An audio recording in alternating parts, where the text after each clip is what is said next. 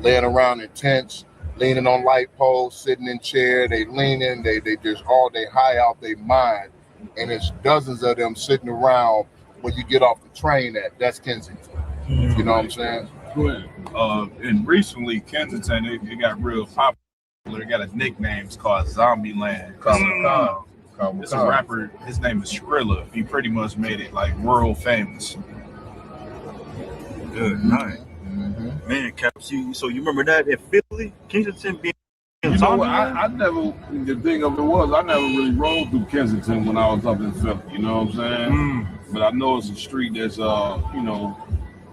known for, people being drugged.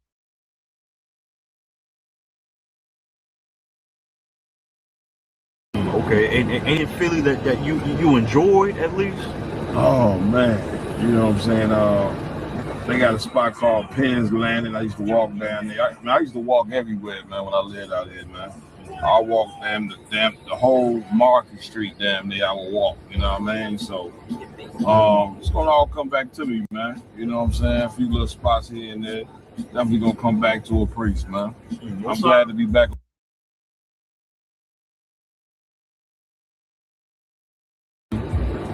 Truth is growing. IHBK brothers putting in work. You know what I mean? Brothers and sisters waking up. We actually in Philly now, you know what I'm saying? But we here, you know what I mean, for the East Coast Cookout, which is going to be held in New York City. That's right. You know what I mean? Of course, under Commander Jenny Hanna. But, you know what I'm saying, Captain Cesario is in charge of New York City, you know what I mean? So it is what it is. The thing about Philly is how hard we worked. And the truth to, you know what I mean, I ain't gonna say to get it where it's at because I don't want to seem like I'm overstepping the work that the generals put in, you know what I mean? But, right. You know what I mean? For a time, it was just a few cities really cracking, D.C. and Philadelphia. You had brothers kind of spread out abroad. And, Captain Shapar, Captain Todd Ward, South, Captain Makar, Captain Saka Ward, Captain Maria, Captain Maya Shah, so many other brothers, man. We used to go to camp in Philly on Friday and New York on Saturday, you know what I'm saying? Holding guard, teaching class, like that's my most memorable, you know what I mean, is, you know what I mean, holding this troop together, you know what I'm saying? And holding this thing together until this thing eventually exploded, you know what I'm saying? Every goddamn way, you know what I'm saying? So working hard, man, going to camp, man, putting in work, you know what I mean? Building camp equipment, building the equipment for the pass over, you know what I'm saying? Like so many memories, so many, you know what I mean? There with North Philly, imagine, you know what I'm saying, everybody that's in Chicago, imagine taking the worst parts of the south side and the west side of Chicago and condensing it all into an area that's 5 to 10 times smaller. So you take all the poverty, all the hopelessness, all the drugs, all the crime, and condense it down, you know what I'm saying, into one small area, and you got North Philly. You know what I'm saying? There's some excellent brothers and sisters in North Philly. I got a lot of people that you know what I'm saying, when I was in Philly that I love, you know what I'm saying, and grew with when I was younger. But North Philly ain't no joke, as you can see by all of the police traffic. That's light work compared to what goes on in North Philly. You know what I mean? That's right. That's a daily, hourly basis right there. That's right. Right now, I guarantee you, as we're doing what we're doing, somebody's being unalive within these several blocks. You know what I'm saying? Or somebody's life is being plotted on to be unalive for no reason. That just shows the poverty, you know what I'm saying, and that we live in here, you know what I'm saying? And that shit breeds hatred and it breeds death. And it's all because of the white man. That's right. Where you at, nigga? Load up, nigga. Yo, can't really figure this clown out. Man, I could let an LA gun hit him. Great Street.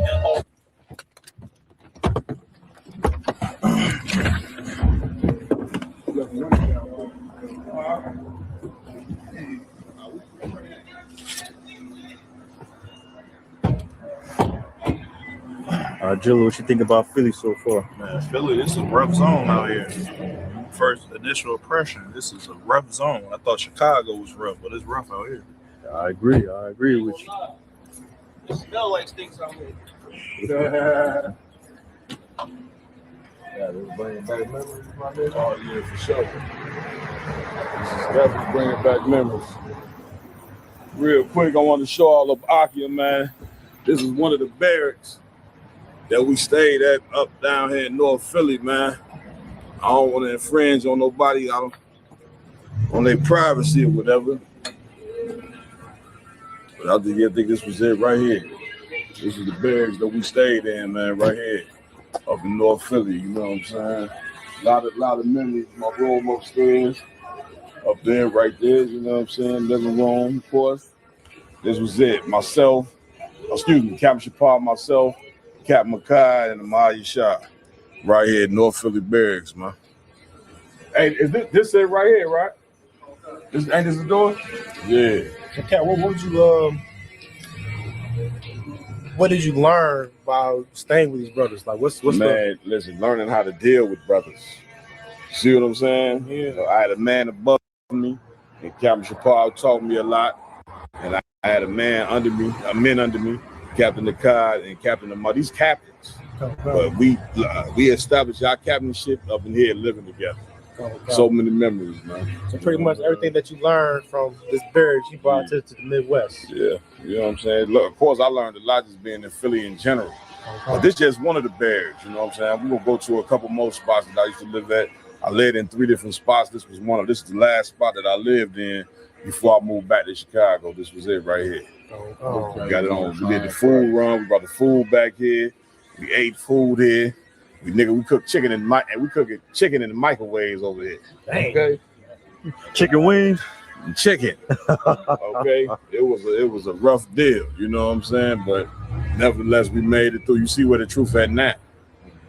You see what I'm saying? So take a picture of the block, man. We used to walk this whole block, man. You know what I mean? What's going on, my man? Yeah, I used to live here, man. We do shooting a documentary. No, I got that crib now. I'm making sure everything's clean. That's my crib now. Yeah. I had like 2 years now. Yeah. I went with some bullshit. Whoever had this crib, they like tried to burn me for the bread. Okay. Now folks ended up taking me to City Hall, and I got it like that. For real? So yeah. Yeah. They found out the person that had this crib, she passed. Yeah, it was somebody else. Yeah. I think something like some folks said or something like that. Yep. You know what I mean? They tried to burn me. Yeah, I used to live here, man. So I was just bringing we Israelites. Okay. So I was just bringing the brothers back, showing them where we lived at. You know what I mean? You had to flex screen door. Yeah, for sure. I heard somebody playing music in that joint like somebody There's people living there. Yeah. That's all right, right. So you got this joint next door too? Huh? That what you had the joint next door too? That's my uncle house. Oh, wow, yeah. I remember when he was fixing that joint up. Yeah, he made that joint look fire too. That's what's up, man, bro. I appreciate you, bro. You know what I'm saying? Love, man. You know what I mean? Y'all know what it is, man. Captain Marquardt, I told you, round table truth. I told y'all before we left Chicago, I was gonna take y'all to Philly to get this exclusive. And we get it. You know what I'm saying? We got Knock, Philadelphia security. You see how he moved, that nigga. Get the window right here, bro. I remember that night. We was upstairs. Remember that night? Hit on his head. 2, 4, 5, 6. Damn. Close the window. And they used to, some cats used to live right. There was some cats that lived right here. Or what it was. Well, this was all the gangsters in there used to be right here. They used to be right here. Yeah. They was always sitting on this step right here. Yeah. They used to hide the, you know what I'm saying, over there where we was at. Right. So it was like a trash can over there. So they would hide their stuff over there. Right. You know what I'm saying? Niggas ain't really have a problem with it because this is the neighborhood. You just want to be what it's going to be. We go inside. That's our situation. It's holy inside. Right. Outside is going to be what's going to be in the world. But not too long after that, we was upstairs. Yeah. And they just started shooting out here. Yeah. And I think Paul got hit in his head. The thing of it is, my room was all the way upstairs. And when I stayed there, man, I used to hear gunfire every night. I'm talking about not those small guns, big guns. And this particular corner right here, a lot of these young brothers that lived in the neighborhood, they used to be on this corner right here. And they always showed us the utmost respect. We never had no problem with them. But I wish, and this was 10 years ago, I wish them brothers, you know what I'm saying, at least one of them would have came in the truth. Where they at now, I don't know what happened to them. I don't know. If you're a so-called Black, Hispanic, and Native Indian man, I don't encourage you. I'm giving you the order. Get in this ISBK under Commander Jenny Hanna and save your life, man. You know, see these bullet wounds. There's a ton of stories on this corner right here that ain't good. You know what I'm saying? Real talk. Damn right. What you think, Mapata? Man, you know what I'm saying? I was just telling the brother riding over here, you know what I'm saying? I like coming to Philly because it reminds me of what Chicago used to be in the 80s and 90s. You know what I'm saying? Yeah. You know, you still can see niggas out here posted on the block, you know what I'm saying, doing whatever they do. And that's how Chicago used to be. Now, you just got a lot of young niggas riding around in cars waiting, looking to kill somebody. And you know what I'm saying? Right here, like Ed Block, you see guys posted up, you know what I'm saying, doing what they do. If you know what I'm saying, that they ain't into it with no damn body, even though you know what I'm saying, you still, you know, wherever you be in the press, that is still gonna be, you know what I'm saying, some type of, you know, violence and gangs or whatever. But what I like about it is you could, you know what I'm saying, it take me back to a time of my childhood before I had to deal with bullshit mentally and physically. You know what I'm saying? Hopping out here. So, No doubt. No doubt. And real quick, they still got the Chinese store in the corner that we used to go to, Chinese food, and they still got the poppy store right there on the corner. But here's what's crazy about the area. This area a couple blocks up, I think it's what, 22nd Street? See, I still remember the street. That particular street ain't nothing but black people up and down that street shopping, but it ain't nothing but Chinese people that own all the stores. I remember me and Captain Picard walking one day to that street and just sitting there looking like they basically another race of people to monopolize the neighborhood. And then you wonder why, you know what I'm saying, that our neighborhoods go down and down or somebody else, you know what I'm saying, is benefiting off our hard work. So, yeah, man. So we're going to move on, man. Hang with us, man. We got a few more spots. Good thing.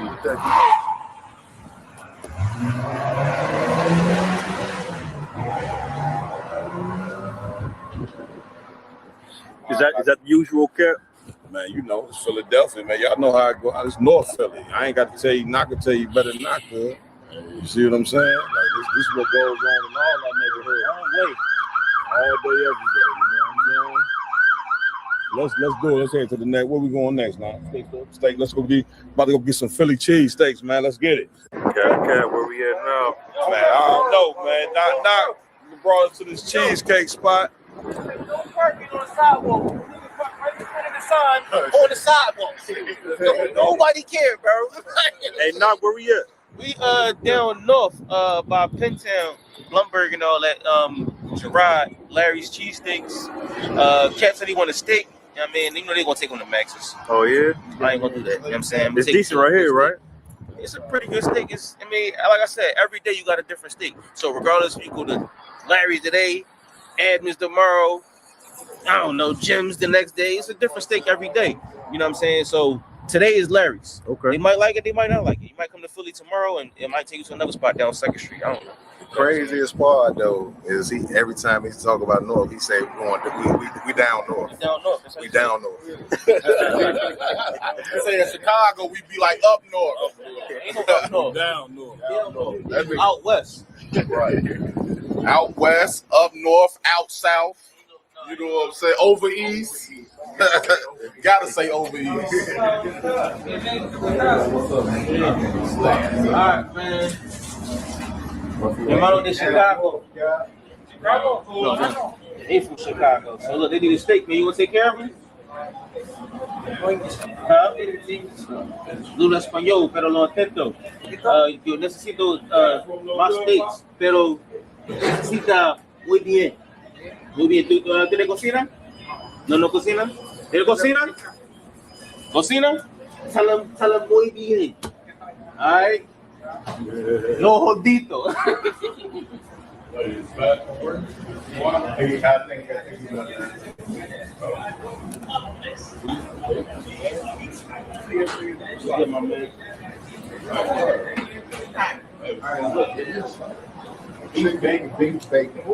you know what I'm saying, man. We in Philly at the Philly. What's up, man?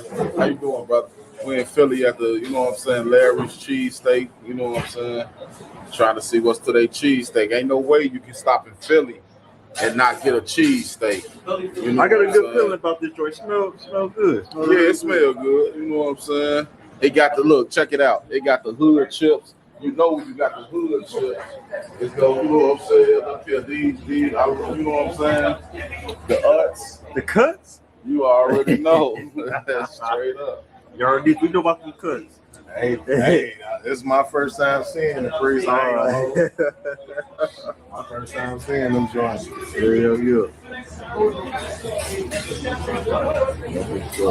Oh, you got it, bro. You order, bro. Right? Yeah. All right. No onions? I think he's going to have No onions? No onions. crazy work. I think he just said, just do it like he do it. One of them, no onions. Pepper ketchup mayo. Pepper ketchup mayo. Community make your buildings dilapidated. Yeah, I mean, because ain't no difference between these buildings and the ones we was just looking at. The buildings that we just left is the bottom line is that they've been left for dead. Come on with I mean, listen, man, we can stop this fake ass shit about separate but equal. right. We can stop lying to ourselves at some point, man. Or we gonna lie for another 400 years, man. I mean, come on, man. The white man is the devil. Black and Hispanics are second-class citizens. You understand? And that's just what it is. And our neighborhoods look worse because they don't give a damn. Come on with You understand? Come So now when you stop lying to yourself, now you can deal with reality. And when you deal with reality, guess what you can do, my yard? What's that, sir? Fix the problem. That's right. Shit.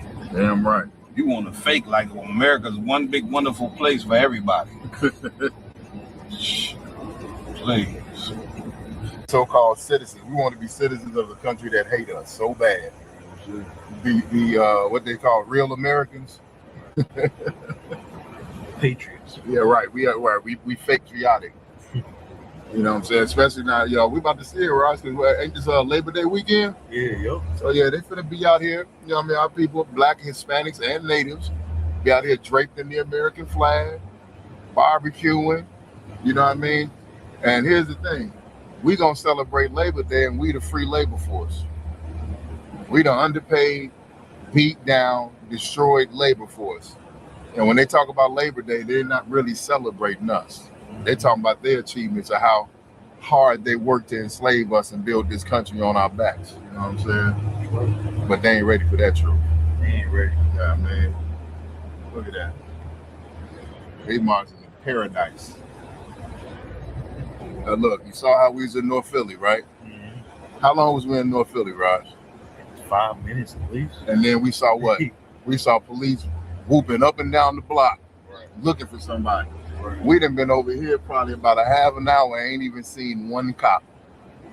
Not one. Not even just sitting on the corner chilling. That's right. You know what I mean? These cats ain't worried about nothing. Nothing. They in their heaven. You know what I'm saying? We just crossed over the difference between heaven and hell. You go to North Philly, you go to West Philly, go to the bottoms, you know what I'm saying? Chicago, you go to the west side, you go to Inglewood, you go to Austin, you know what I mean? New York, you go to the Bronx, you go to all these different places that we at. You go to Compton, you know what I mean? You go to Bankhead, you know what I'm saying? That's hell. Right. That's hell. Right now, we riding through heaven. That's it. You know what I mean?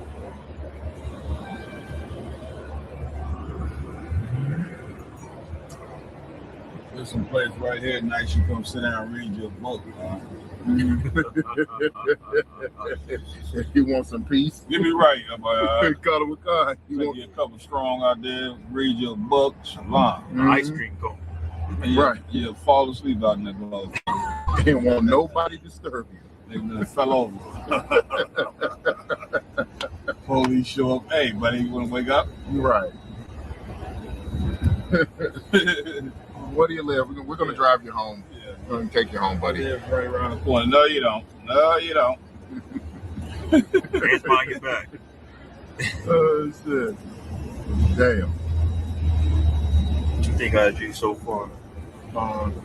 Pertaining to what? This side of Philly right here, you know what I'm saying? Where people are not at. I mean, shit is obvious. This, wherever white people at, it's gonna be glorious. Big as that, it's gonna be a trash can. Right. It's gonna be crack. It's gonna be heroin. Buildings gonna be destroyed. Wherever white people at, it's gonna be upkept. You know what I'm saying? No trash, huh? Yeah, no trash.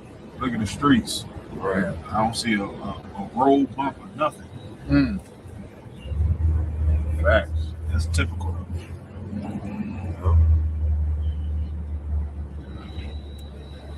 Yeah, you made a point, sir. I don't see no trash on the streets. No, you ain't gonna see nothing. You know what I mean? They sending a crew out here to pick it up. Right. Guess what? They ain't picking it up in. That nigga got a dime, man. Keep niggas laced in the flyers. Yeah, man. Get me right, man. Come with God.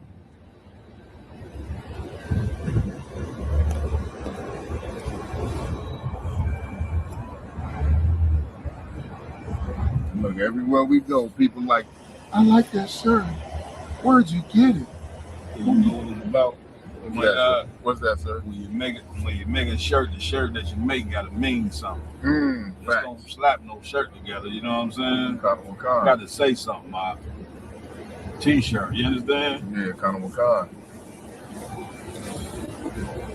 We can start with a hell of a brand, huh? Damn right. RNU. That real niggas university. I think that was the street. If I'm mistaken, was that the car?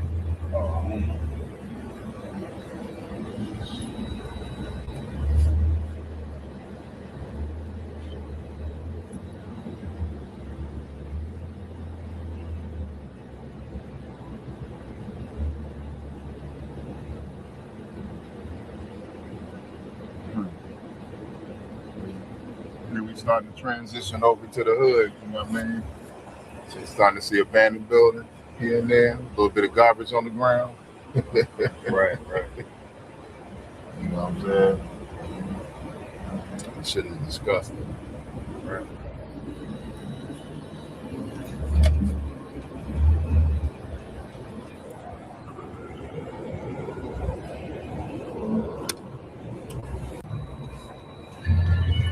So this is what they call zombie land.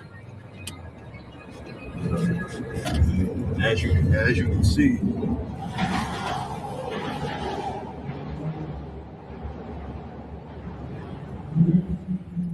This whole block right here. Sad.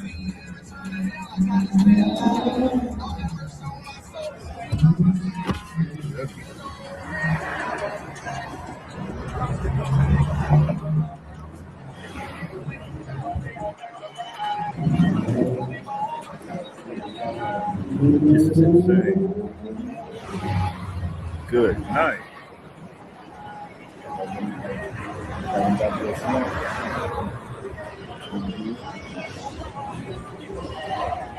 Man, Cal, what you think about this, Cal? What you looking at? Man, you see something like this, man. This is one of the results of living in a country where God doesn't exist. You know what I'm saying? That's what this is, man. Good. Bunch of drug addicts up and down the street.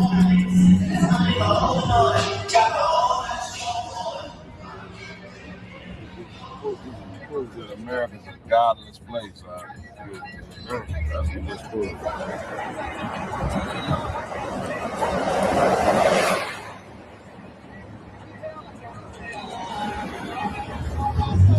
Let's go.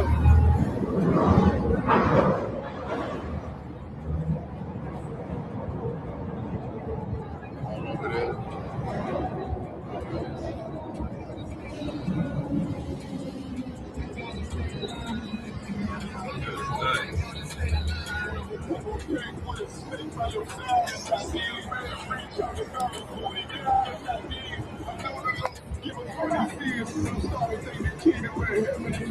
Yeah, they all on my side.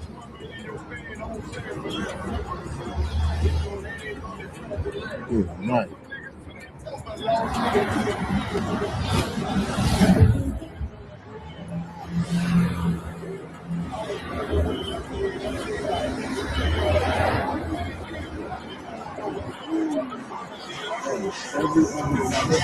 Everybody leaned the fuck out. Talking about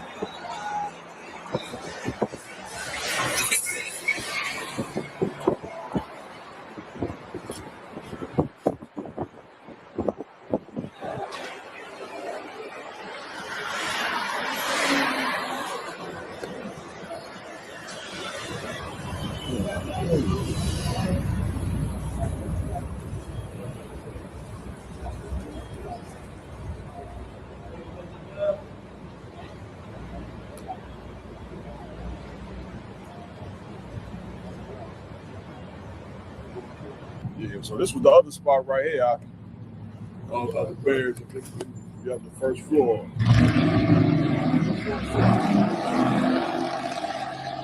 Historical spot right here, man. So this feels like one of them neighborhoods. The school was right there, wasn't it? No, but schools, look, where's that now? Okay, I know they said they used to teach right here. In General High School, they used to teach right here on 46. Yeah, I wasn't up here yet. We used to go right here. Just look. I don't know if that's a Chinese spot. We used to get little beers right there. You know what I'm saying? Yeah, man. that beer can.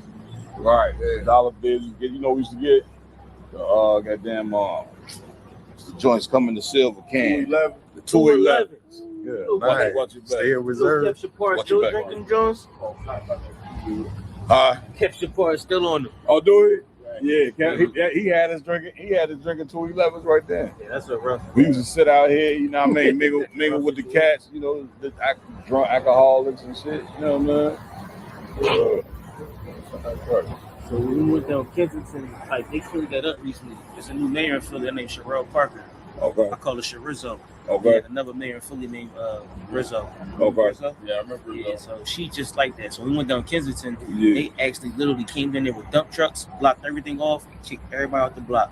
And they took everybody's stuff, threw it in the truck. Yeah. Trash truck. So it's They crazy. still look jammed up over there though. That's the thing. But they remember, like, when you homeless, you don't got nothing. So all you got is what you got. Right. So they took whatever somebody had, threw it in the dump truck. Dang. You know what I'm saying? And it's bad because now what they did was they took the street and moved everybody off the main street. Okay. So now they in the little blocks. Okay. You know what I'm saying? And that's really like that's So what are they hooked on over there? Heroin? well, yeah, but no, it's horse tranquilizer. It's called trank, and they mix it with fentanyl. So it's, they mix the horse trank with the fetty. Okay, so them young cats over there, who's the one with the product? I can't really say, you know what I'm saying? But you know what I mean? I know somebody over there that got trank, fetty, and then they do got heroin. They got everything you can think of over there. You know what I'm saying? Right. It's a wild place. But what happened is, you know, people just want to get their fix and they get so high. We saw a pregnant woman high. What did we? We saw AR Yardan. It was a pregnant woman that was getting high, right?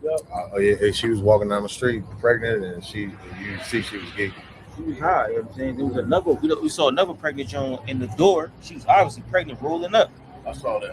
Did you see that? Yeah. You know what I'm saying? So it was people. I don't know if y'all seen inside the bus. I mean, inside the train station. They was all bent over in the train station. You know what I'm saying? So it's like they trying to make it better, but it's halfway sad because in order for it to get better, somebody gotta be hurt. Right, You know real what I'm shit. saying? That's a straight up fact. Man, so this is a historic spot, man. We out here in West Philly. What is this, 43rd and Market, man? This is an old barrack spot. We used to stay on I think, the first or second floor. I can't remember, you know what I mean? Myself, Captain Shapar stayed here. General Kathumgabah been through here. Ashaparium. Man. What it is, Captain Marquardt, IHBK. I'm out here with the brethren, man. Told you we was going to take you to a few spots. There's another spot around the corner, man. Y'all want to see that spot? Most High in Christ. Man, we can go check that spot out too. If I remember it, we're gonna make our way, man. You know, a walk through memory lane, man. What can I say? Of You know course, what if I'm I saying? could just make one Please, small please, point. please. You know what I'm saying? You could see how destroyed our people is out here. The brother just said he was Christian and Muslim. You know what I'm saying? Two totally different religions. You know what I'm saying? That's why the ISUPK is so important, because we teach you who you are and what God to follow. You know what I'm saying? This man, the scriptures say you will come in America and serve wood and stone. You know what I'm saying? That brother was a clear example of that. The wood meaning the Christian cross, the stone meaning that rock they go over there and kiss in Mecca. You know what I'm saying? And this brother is serving both of them. You know what I'm saying? You know what I'm saying? Big ups to Commander General Hunter for holding on to this truth. You know what I'm saying? Shalom. So this right here, Akim, is the first spot I came and stayed at in Philly. Brother named Haquania let me live here, right here, in this house. This is his crib right here. You see that corner store over at the end? I used to walk to that motherfucker every day. Every day I used to walk to that corner store right there, get me one of them cold cuts I was telling y'all about. Yeah, kind of. Oh, yeah, the Hoagies. You know he gonna correct you. Yeah, but this is the first spot I ever stayed at in Philly right here, brother named Quania. Actually, me and the Captain McCod stayed here together, man. Oh, wow. Yeah. Most High in Christ. And, it was some little brown skin joint bad thing used to walk past here every day. I'll be sitting right there, seeing, I'll go right on. Came to swim my G, but yeah, man, this is a historic spot right here, man. Right. Big shout out to the brother Quania, you know what I'm saying, as well. Up church across the street. Yes, sir. This was it. You know what I'm saying? Oh, wow. You had a church right across the street. Huh? You had a church right across the street. Yeah, exactly. Okay. Exactly. Yeah, no doubt, man. So Cap, out of all the berries, which one was your favorite in particular? Man, all of them had a special meaning, man. You know what I'm saying? Because at the end of the day, I was down here. You know what I'm saying? I'm not from Philly, and these brothers allowed me to come in their home. It made me feel at home. You know what I'm saying? I was able to come do the work of the Lord. I was never really pressed to get no slavery. So basically, I did the work of the Lord, and you had brothers like Aquania, of course, I don't go rank order, Jenny and Hannah, you know what I'm saying, with the barracks. Aquania let me stay here. And I mean, you know, even the brother that passed, I stayed at his crib a lot. Abaria. Brother, you know what I'm saying? He no longer here with us. Big shout out to Abaria. But I used to stay at Abaria's crib, wherever I could lay. You know, during that time, man, wherever you can, you know, get you a pillow on the floor, man, you was good to go. You know what I'm saying? And so it's very monumental for me because of how far the truth then came. You see what I'm saying? Go ahead now. What brought you to Philly? Man. Well, I just wanted to sit up under the men who were doing it. You know, it's one thing to sit and watch the brothers from video on YouTube, but it's another thing to want to be with the brothers. You know what I'm saying? I wanted to be with the brothers.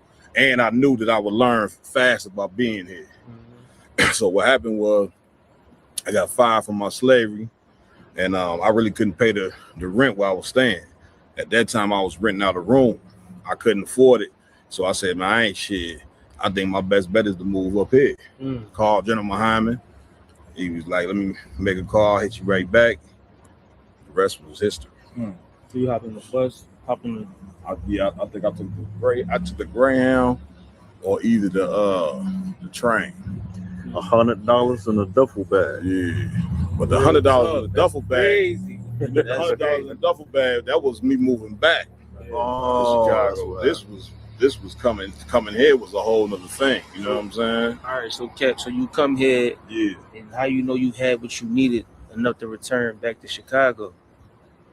That third year, I'm gonna tell you. You know what I'm saying? That's a rough one. The third year, I started feeling homesick. You know what I'm saying? I've been here a couple of years, been to a million camps. You know what I'm saying?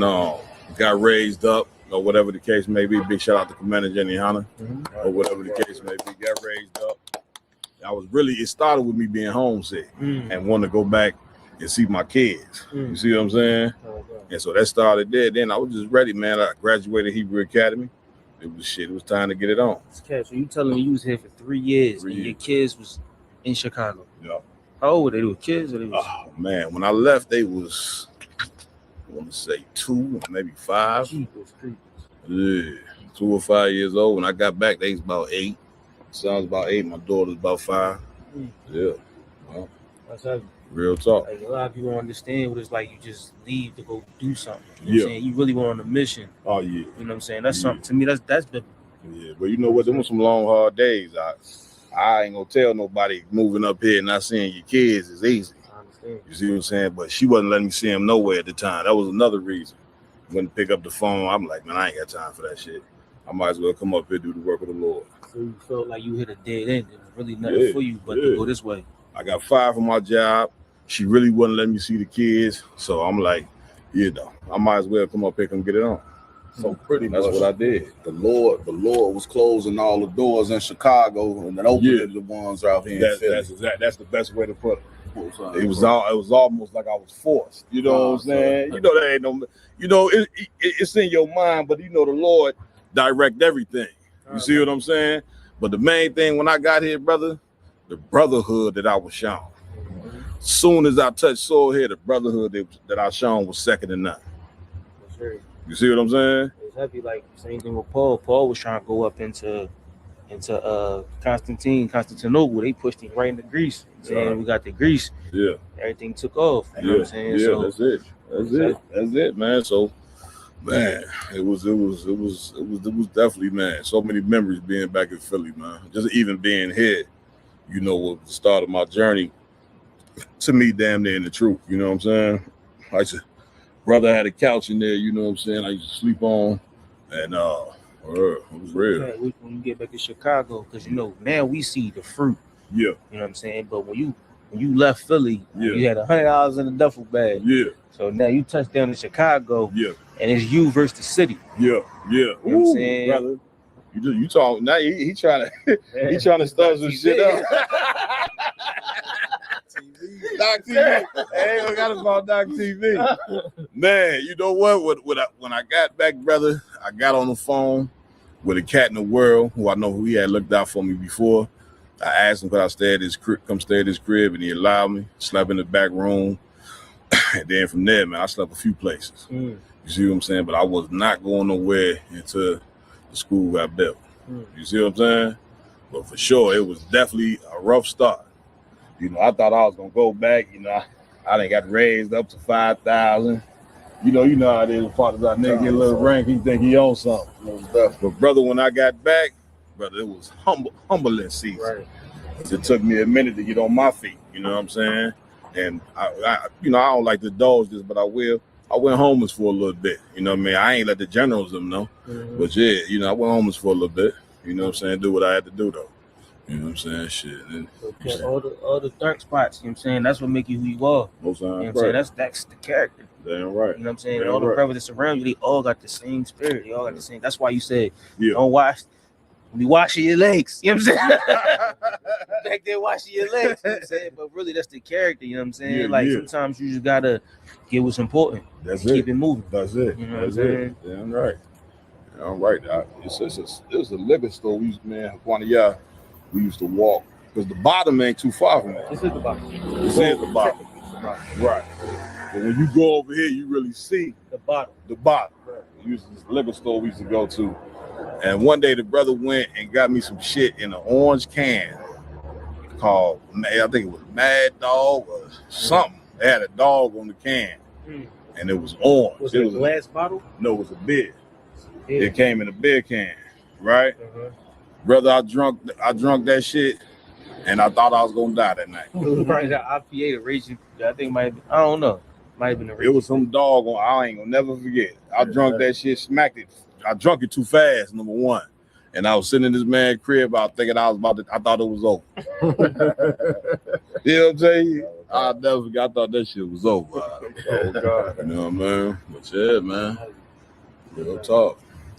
Memory lane, Cap. Memory lane for sure. You know what I mean? It was definitely refreshing to come back, man. and visit all the spots where brother live and all that. You know what I'm saying?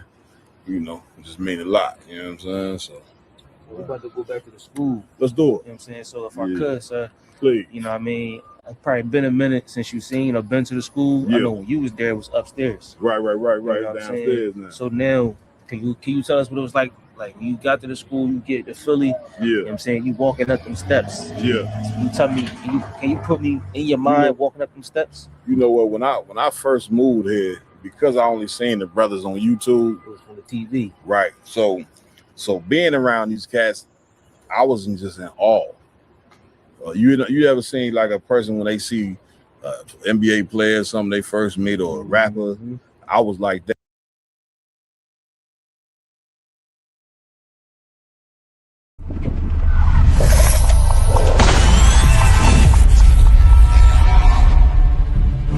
You're a black Marine or a black whatever in the white man's military, that make them want to kill you more. Like when they see the uniform on you, they get an extra disdain for you. You know what I'm saying? Because they don't understand why in the hell do you want to fight for them? Cared enough about your trials and tribulations, the things that you suffered through, and how to get out of that. That's your history. You don't need a white man to have no remembrances for it. Yeah, you chastise the child too hard, or you creating trauma. If you don't say nothing to the child, then you making them soft. That's it. You know what I'm saying? Like it ain't no way for a black man to be right, even when he is in that. White people that's out there that want to help black and Hispanic people, the best thing you can do is just leave us the hell alone. They are all against you. They all want to destroy you, and the ultimate goal of all of them is to put you back into slavery and subjection. Real Nigga University in 5, 4, 3, 2. Let's get it. 1. Yeah. Hey, Shalom Israel. Y'all know how we do it. Round table of truth. We in the building. You understand? I know the location may look a little different. You know what I'm saying? It's all right. You understand? We live from Detroit, Michigan today, man. right. We about to get it in. Y'all know how we do it, man. Addressing topics that affect Black, Hispanics, and Native American Indians, man. Right. We about to do what we do. We got some special guests in here with us today on the round table of truth. That's right. Like always, I got to announce my co-hosts that rock it out with me every week. But before I get into that, y'all know how I do it. We got to give it up to the nigga God, man, the God of Blacks, Hispanics, and Native American Indians. Yeah. Power in the Hebrew. That's important to know that, man, because of course we've been in slavery for so long that our oppressor stripped our God from us and gave us his God. Gave us his God, and look where we at. Look where we turned out. You know what I'm saying? Following the white man's God. Right. Get me right on it, my y'all. Kind of You understand? We turn into what they are: murderers, liars, thieves, drug dealers, strippers, everything disgusting from following the white man's God. Celebrating Christmas. I mean, there was a ton of Christmas violence, like something you could not believe. Man, we played a video last night, you know what I'm saying? Sisters, they was dressed in candy cane uniforms out there fighting like cats and dogs. Yeah, kind of a gun. Dressed up as a candy cane. I saw this. I saw. We gonna talk about that a little later. Cat You know what I'm everywhere, saying? breast Everywhere. Nah, you know, you go. We about to come. Let me announce you first. Man, look, we got Detroit and Chicago in the building, man. Y'all know how we do it. Every time we get together, it's a movie. You know what I'm saying? So it's about to be a special one. Also, man, we got to give it up to our King Yahweh Shah Mashiach, whom the world ignorantly calls Jesus Christ. Right. Give it up.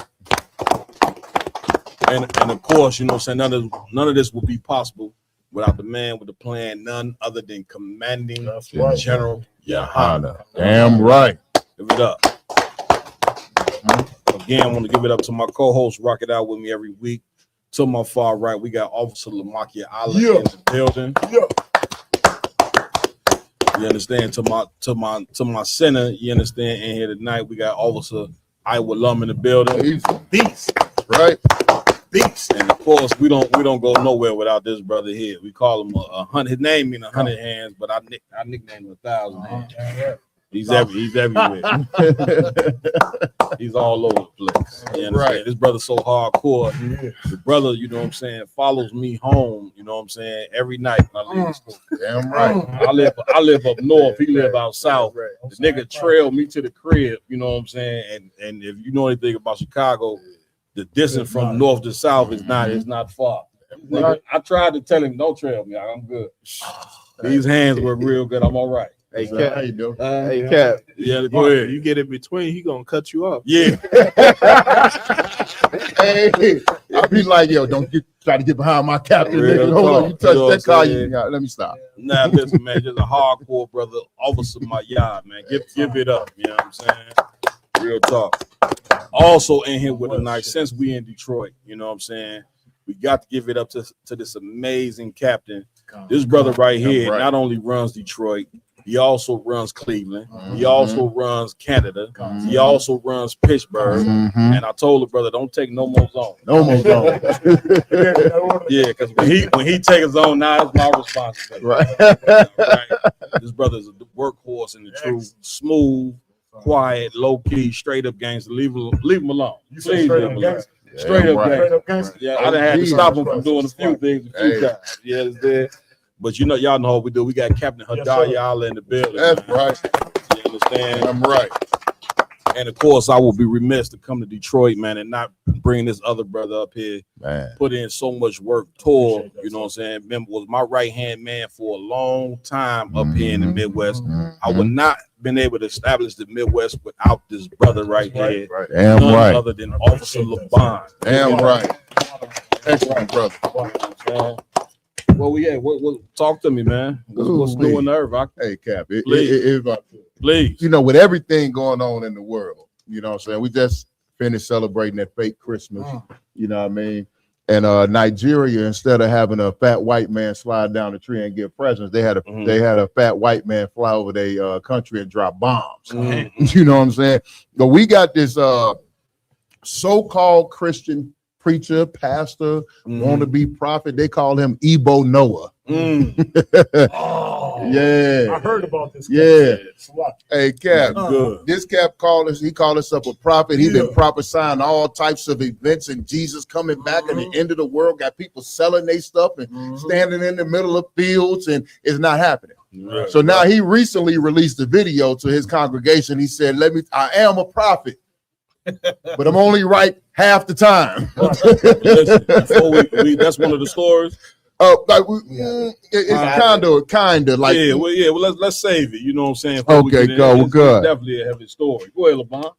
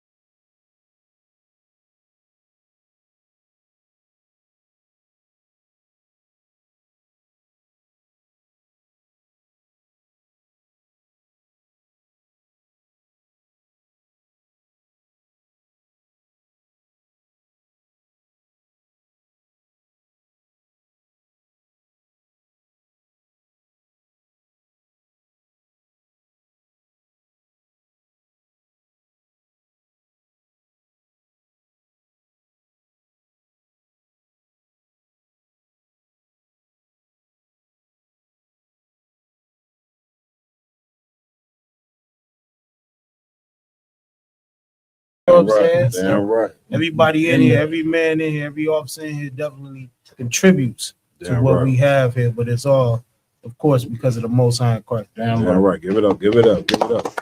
Yeah. What about the food program? I know y'all real heavy and consistent with the food program. Tell the people about that. So we got the food program, we got the expungement program, you know, job placement, all type of things going on in the city. But we give away at least 5 pallets of food twice a month. I got you. And what do the people got to come to get the food? They come 16134 Maross. Come sign up, get you a box or 2. It depends on your household, the size of your family. Damn right. We'll give you as many as you need, straight free food. Damn right. We ain't got you shucking and jiving like the white man. Right. You know, a few months ago, the red man had the whole military standing in free food lines. You understand? This The is military. The military. That's right. And nobody get no food because he wasn't passing out paychecks. And we do it for free. That's heavy. And we've been consistently doing it for about 4 years now. Yes, sir. Damn right. Doing what Christ required. You know what I'm saying? Please go ahead. Because if it was up to me, all that food would be with us. Mm. Cap has got a bigger heart than me. Hey, this nigga give out food every other week. And it's full of like good shit that you want in your pantry. We got the salmon, the beef, we got the beans, the rice, all of the good shit that you need when if it go down. That's it. You see what I'm That's saying? it. So my point is, please, not that we want to give it away. Yeah. I'm actually pissed off at this nigga for giving so much away. You want to save it? I want to save it for us when Right. we need it. But he, Right. like this man is a man of the Lord on the heart. Come on, come You on, know man. what Come I'm on, talking come on, come on. Hey, I wouldn't be giving it away to nobody. Fuck it. Real talk, man. Listen, he doing what Christ required. You know what I'm Damn saying? right. Because it's important that we teach our people the truth. You know what I mean? Give them the morals, the law, statutes, commandments. But remember, Christ also fed the people. Yes, sir. You know what I'm saying? So you can go out there and teach them, but it's hard to teach somebody whose stomach is growling. Yeah, kind of That's right. You know what I'm saying? So they what Detroit got to do is if he feeding y'all got to start coming supporting what this brother is doing. Because unfortunately, black people, you know what I'm saying, the only way for us to get fixed is this truth.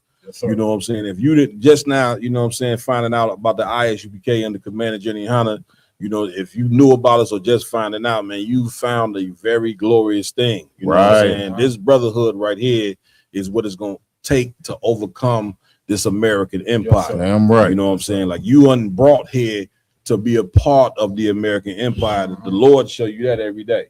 Every time you turn on YouTube, Instagram, Facebook, you seeing some brother or some sister being mistreated, you know what I'm saying, by the same empire, government, or police force that's supposed to be protecting you. You know what I'm saying? That's the Lord trying to show you, trying to unblind you from the reality that you've been in with this whole dream of joining America. And that's just not what it is. You know what I'm saying? So it take real men, it take real niggas, man, to go ahead and go to the front line to be able to go and wake their people up. And that's what you brothers is doing right here, which is extra heavy. You know what I'm saying? Cap, I want to ask you, man, this brother sitting next to me, my left, what does this brother mean to you right here, man? Stop playing. Stop playing. Vaughn is definitely the brother that raised me up and brought me right here in these doors. Damn right. Damn right. Mighty man in the truth. Damn right. Damn right. Give We it up. couldn't do nothing in here. Damn right. Damn right. What this brother right here, man, he Bond? He represents like a weakness that I had. You know what I'm saying? That he stepped into a spot and covered. Damn right. Damn right. I'm exceedingly grateful for his ability to zero in on, because ain't no man perfect. Yeah. Especially coming here. Damn right. He zeroed in on those little aspects of who I am. Yeah. And what I was not able to give, and he filled that void. Man, that's strong. For him, that's strong. You know, and even beyond that, you know what I mean? Beyond the personal thing, his own personal zeal, you know, for the truth. That's it. You know what I mean? It's everything.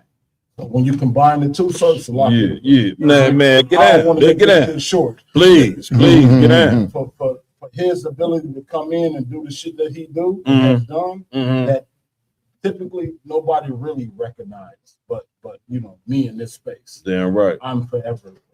Damn right. Damn right, huh? Give it up. You know what I'm saying? Devon, I remember, man, when you first came in, which it stuck with me this today, it was the reason why you came in, right? Take me back to before you even came into the IHBK and what made you come into the truth. You remember that? I remember you telling me about how you was going to stores and something with the Arabs. Yes, sir. Tell the people, man, what this made thing, you, like- if I real quick, just tell the people, you know what I'm saying, what that was like and what was the motivation for you to come into the truth and get this You thing remember started. that, and I I want to appreciate do it you for expand. remembering that, sir. It's like, You understand? Now we good. Like when I first came into the truth, it was almost like I was on the island by myself. Mm-hmm. That's the way I felt. Mm-hmm. And I was like in the social clubs, the biker clubs. I had a Harley, and I was into the drugs and all of the other shit. Right? No doubt. And but it was a part of me because I was from the penitentiary. And the penitentiary is all about black power. Mm-hmm. So it was a part of me that always had this aspect of, you know, somehow bringing our people together so we can overcome the oppression of the white man. No doubt. You see what I'm saying? No That's doubt. what really was my motivation coming out of those hardships and shit. You know what I mean? And once I did a couple things that failed, joined a couple organizations, they fucking failed. Then joined a few more that I thought would succeed, but they failed as well. And then when I heard Commander General Hunter, hold on one second. Slide up here. But just scoot up a little closer. Let's see. Yeah, see if you can you put it on the edge? My bad. Kind of what kind I can. So when I heard Commander General Hunter, it was like almost like magnetism. It was almost like two magnets that don't oppose each other. Right. You ever took two magnets on one side to oppose and the other side? And when I heard Commander General, I was like, God damn. Then I heard you, I was like, God damn. And then I called General Katham Gabar. Yep. And he was like, okay, nigga, whatever. Yeah. I called him 3 more times. 5 more times after that. Right. And he said, okay, nigga, I'm gonna put you on with Captain Mob Quad. They're right. They're He right. put me on with you, nigga. They're The rest right. is history. They're right. You see what I'm saying? That's a fact. You know what I'm saying? Give it up. Give it up. When he finally said, okay, nigga, you worthy Yeah. of being introduced to Captain Mob Quad. They're right. And I called you, the rest is history, sir. But take me back to the joint where you were seeing the Arabs. Remember? Take me That's back the to part that. I don't want to talk about because I was about to kill the Arabs. I'm gonna tell y'all niggas. I'm gonna tell you, me and my cohorts, we about to rob every motherfucking Arab come out the motherfucking stores. We gonna shoot them up, take their bag because like at 2 p.m. all the Arabs over the city, they get all of their bags from every nigga that didn't collected their money from, and they take that to Dearborn. And if you look at Dearborn in the last 10 years, Dearborn is a metropolis for Arab people. When I saw that, when I realized that, because I had seen it my whole life, but when I realized what they was doing, I'm trying to get real niggas together in the hood. We gonna their ass on the way out the motherfucking store and take everything. But nah, you good. But we gotta educate the people. Come. What made you want to do that though? When I realized that Commander General Hunter called me to do something different. Like it was a point that I had like the instrumental people in the organizations that govern all this shit in Detroit. When I got them niggas together and all they wanted to do was chicken and fish and sell liquor in the after hour joint, and I realized they wasn't gonna do nothing better. I wanted to I thought it was something deeper and more meaningful that we could contribute to collectively to boost us up in the city. Damn right. But I didn't have any power. You see what I'm saying? I don't know if I'm understand. answering your question. No, you answered my question, but what you did was revolutionary, right? What I did was when I heard Commander General Hunter, I said I ain't gonna kill these motherfuckers. Yeah. I'm gonna try to build up the city to do something different. Listen, and brother, you did that. You know what I'm saying? Get a brother a hand for that. You know what I'm saying? like that, what you did was revolutionary in this. You a black man, grew up in Detroit and seeing Arabs, you know what I'm saying, taking advantage of your people. Yes, sir. Which is the point that I wanted to get to. You know what I'm saying? Which was extra heavy because of that motivation. we now got a school in here in Detroit. Yes, sir. You know what I'm saying? You raised up this powerful captain, Yes, you know what sir. I'm saying? And brother, it's something that is so desperately needed. But if it take like most people sitting in neighborhoods, they watching the Arabs get all our money, Yeah. watching the Chinese get all our money. You watching different nations take the money out your neighborhood, and nobody stands up and says nothing about it. You see what I'm saying? So it's revolutionary to be able to say these people are not our people, because you guarantee you can't go open up no soul food restaurant in no all Arab neighborhood. Cannot. You can't go open up no black business in a Chinese neighborhood Cannot. or none of that, because they got too much goddamn racial pride to allow you to do that. That's right. But yet here we are, you know what I'm saying, are so welcoming to all these nations and Yes, people sir. that hate us, Come, you know what I'm come. saying, and they come and take advantage of us, and then we wonder what's wrong with us.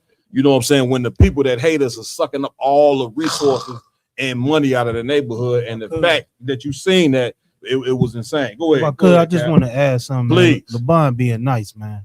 LeBron be for the truth, man. He was the plug. Mm. So for a brother like this, you know, having money, you know what I'm saying? Like I met LeBron in a trap spot. You understand? Like, That's crazy. like he trying to I supply. don't want him to say You it. know I what want to I'm cut him saying? off. This nigga absolutely. I gotta tell you because he being nice, and it's God, very heavy. You know what I'm saying? For a brother like that to even come in the truth. Get down, When Cap. you having things, you know what I'm saying? The brother was trying to supply work. He's pushing work on our trap spot. You understand? You understand? So the brother, he was having things in the world, and to actually see the oppression of black people and how the Arabs come here from, you know, wherever filthy sand country they come from, right, and take over our hood. Right. He stopped what he was doing. The brother is fishing and he having money. You understand? So no doubt. he don't gotta think about poor black people. Right. He ain't no poor black person. He Right. wasn't poor. Right. He wasn't going through poverty. He Right. wasn't. He didn't need nothing from these corner stores. The nigga had right. enough money to buy the stove. Damn right. And seeing that oppression, you understand, actually made the brother come in this truth. Damn And right. that's a heavy thing. And Damn if I right. could, me finding out, because of course we have a similar story. You know what I'm saying? I'm calling. I'm coming to you He next. ain't say that part. Yeah. This nigga Now, buying the listen, truck. hey, if I could, let me do a quick disclaimer. If I could, now they talking about their former life, Israel. Right. This is not current. I don't want nobody to think they living this life now. This is who they was before the truth. But it's important. It's important that we bring out who these men were before the truth, because of course there's a ton of brothers and sisters out there that's living negative lifestyles, you know what I'm saying, and living a life that they should not live, and don't know that it's a whole nother side that they could come to, you know what I'm saying, which is what Christ was all about. Remember, Christ said he came for those who need medicine. He ain't come for those that was perfect already. He checked the Sadducees and Pharisees on that. He came for those of us who are mentally ill from living under the oppression of America. And this is important to bring out, to give our people hope, to let you know that whatever lifestyle you may be living now, it's an opportunity for you to totally change. You know what I'm saying? Go ahead though, Cap Slocky.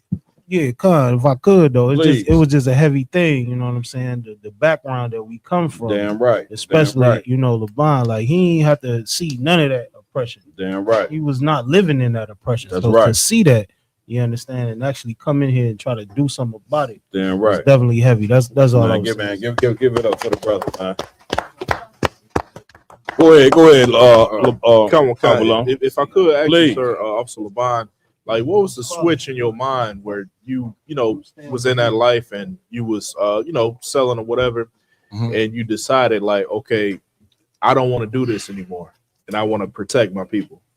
The switch was, and the switch was like I was in the penitentiary from 17 to 26. And in the penitentiary, believe it or not, the most talented of individuals in our perspective is there. Right. I'm talking about you could scientists there, mathematicians, lawyers, the smartest niggas on the place of In the penitentiary. Black men. You don't think that. You think you think it's a full of dumb niggas. Right.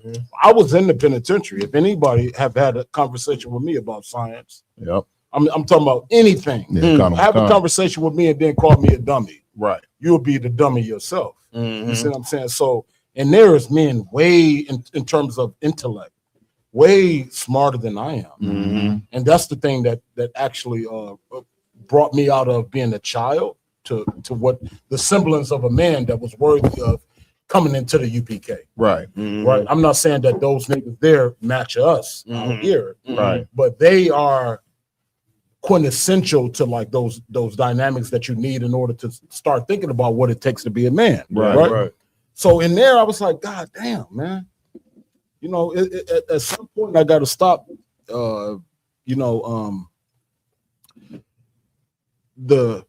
If I could be patient with me real quick. Like it was a point in time where thugging and plugging and selling drugs and killing and all of that shit was fun. Right. And so when I went in there I got exposed to real men that didn't have the opportunity to come back and raise their family. They would feed me things. You know what I mean? Not like I get in the UPK, but they would feed me like the spark that make you susceptible to hearing something from Cap Quad. Right. Because like if you deal with like I'm going so many different places, but like the average brother out here that's fucked up, it's going to take like different layers for him to even understand Cap Quad. Right. You know, nigga out there, that's why we keep niggas 500 away from him. Because they ain't gonna even understand what the fuck Cap's talking about. You see what I'm saying? We don't even let 500s or 50s troopers even have a conversation with him. We deal with them ourselves, right? And that's the same thing that goes on in the penitentiary. Like those men that wish they had an opportunity to raise a boy, they in the penitentiary. Right. So when I came in that joint at 17, they said, listen, little boy, let me tell you what your mama didn't tell you. You see what I'm saying? And that gave me just enough to be able to hear Commander General Hanna and hear what you've given me throughout the year. You see what I'm saying? Right. Give it up. So Give it up. that's it right there, man. You know, it's going to take a period for a real nigga to be away from his mama's trauma and her crying and her bitching and her moaning about what a nigga didn't do for her. Right. It's going to take a period of time for him to be around real niggas in order for him to be a real nigga. Damn right. Damn right, sir. Damn right. Cap, if I could, man, I want to swing it to you. Who was Captain Hadar Yala before the truth, and what made Captain Hadar Yala come into the truth? That's heavy. The nigga before the truth is dead. I don't remember that nigga no more. Right. You understand? I knew a nigga named Rich, and that brother is dead too. Right. But in the world, definitely, like I touched on before, you know what I'm saying? We was in and out of trap spots doing our thing. I'm trying to open up different businesses and become successful like that, trying to leave that world. Right. You understand? And I called the school one day, talked to you. And I say, where the school at in Detroit? He say, you the school. I say, I don't know what the hell he talking about. I put the blunt out to call you. I just didn't want you to be smoking the blunt. You know what I'm saying? I called back 6 months later and he gave me a brother's number. I looked at my phone and I said, man, I got this brother number on my phone. It just so happened to be real talk. No, you good, man. That's why I tell you, man, the bond is the reason why I'm in the truth. Right. Because I was studying from the outside for about 4 years. Yeah. You understand? And I wasn't gonna come in here because I didn't like niggas. I I wasn't standing next to no nigga. I'm not going to the club with no nigga. I wasn't doing none of that. Right. When I said I saw that number on my phone and it was already programmed in, I said, man, listen, man, this got to be the truth. Right. This the Lord, right? Right. And he ain't lying. Yeah. If I could, so this nigga's not lying. Because at the same time where I was calling you, he had already called you. He had already called you. Yeah. And like me and him we was already doing business. Yeah. And if I look back and I'm like, if that wasn't the Lord, good night. Right. Right. Me and this nigga doing business. Right. Big business. Damn right. Man, listen, business. Y'all done came in here and sparked something, you know what I'm saying, in the city of Detroit that is definitely needed. You know what I'm saying? Give it up. You know what I'm saying?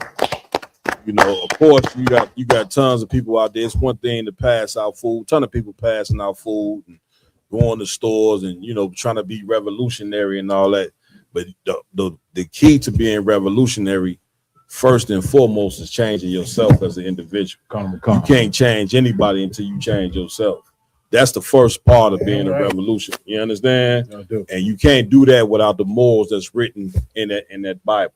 And what's so heavy about the IHBK is that we are the men that the Lord, you know what I'm saying, imputed to understand the Bible. That's right. To understand. It's a ton of, this book is the most sold book, you know, get me right, Lamont, you know what I'm saying, in the world. So how many men actually understand what's written in them records? If you sit in the UPK, you know what I'm saying, or you listening, man, the Lord is opening your eyes and your ears, you know what I'm saying, to something, brothers and sisters, that is unbelievable. Damn right. Like, this is going to be the key to get you out of slavery. Damn and right. we know we still in slavery because, of course, 1 million of our brothers and sisters just 2 days ago celebrated a holiday, you know what I'm saying, that have nothing to do with our culture. At it all. has everything to do with white supremacy, right? Like something you cannot believe. Right. We went over it last night. It was a ton of violence. You know what I'm saying? A ton of wicking, a ton of killing, a ton of horn. Right. With because Christmas, you know what I'm saying, ain't nothing about but Satan. That's and right. Them family dynamics just turned to crap. You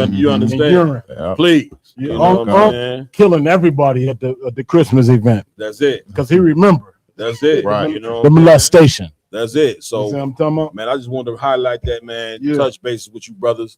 Man, Lamont, where we going first, man? Let's get into these stories. Come on, Please. So the first story we're gonna get into tonight is we're gonna jump into Nikki and Donald Trump. She said she's not going to. She canceled her Instagram and everything like that for going to Charlie Kirk's widow, her podcast, or whatever the case may be. Okay, let's get it. There's a video Nicki on it. Minaj was going to go to Charlie Kirk's. No, she went. She went to Charlie After he Kirk. died? Yeah. This was just if I could, sir. This was just about 2 weeks ago, about a week or two ago. His wife is named Erica Kirk. You know what I'm saying? She took over his organization. So Nicki Minaj, and she already went in front of the United Nations to defend Nigerians, and she in Trump's administration. Now she's sitting down with Erica Kirk, having an interview about how great it is to be a Republican. Man, let's get it, Raj. That's disgusting. Or a Trump supporter, actually. You know what I The mean? disgusting part. If I could, I'd want. Oh, let's play this video real. Yeah. For Yes, Governor sir. Newsom. I have to read these tweets because they're amazing and they are so funny. Okay, first one, we'll do this one. Unless you want to read it in your own voice. I think it'd be really great. Okay. Oh, Gavi Poo, it only gets worse from here for you, buddy. It's the end of the road for you, my love. Get on the nearest jet ski and let that beautiful hair blow in the wind. It'll make you happier than this race that you will not win. Enjoy life. Peace.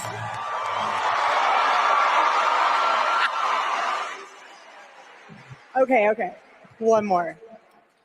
Why not? Imagine being the guy running on wanting to see trans kids. Haha, not even a trans adult would run on that. Normal adults wake up and think they want to see healthy, safe, happy kids. Not Gav. The Gav knocks. Gav not in. Gav out. Send in the next guy. I'm bored. Wait, where we going? LeBron, you want to chime in on that? Not before you, sir, but that shit she just said made no sense. Yeah. That made no goddamn sense whatsoever, sir. At all. Where we going? If I could, please get out. You know what I'm saying? Her deleting her Instagram account and all that, that's is a stunt.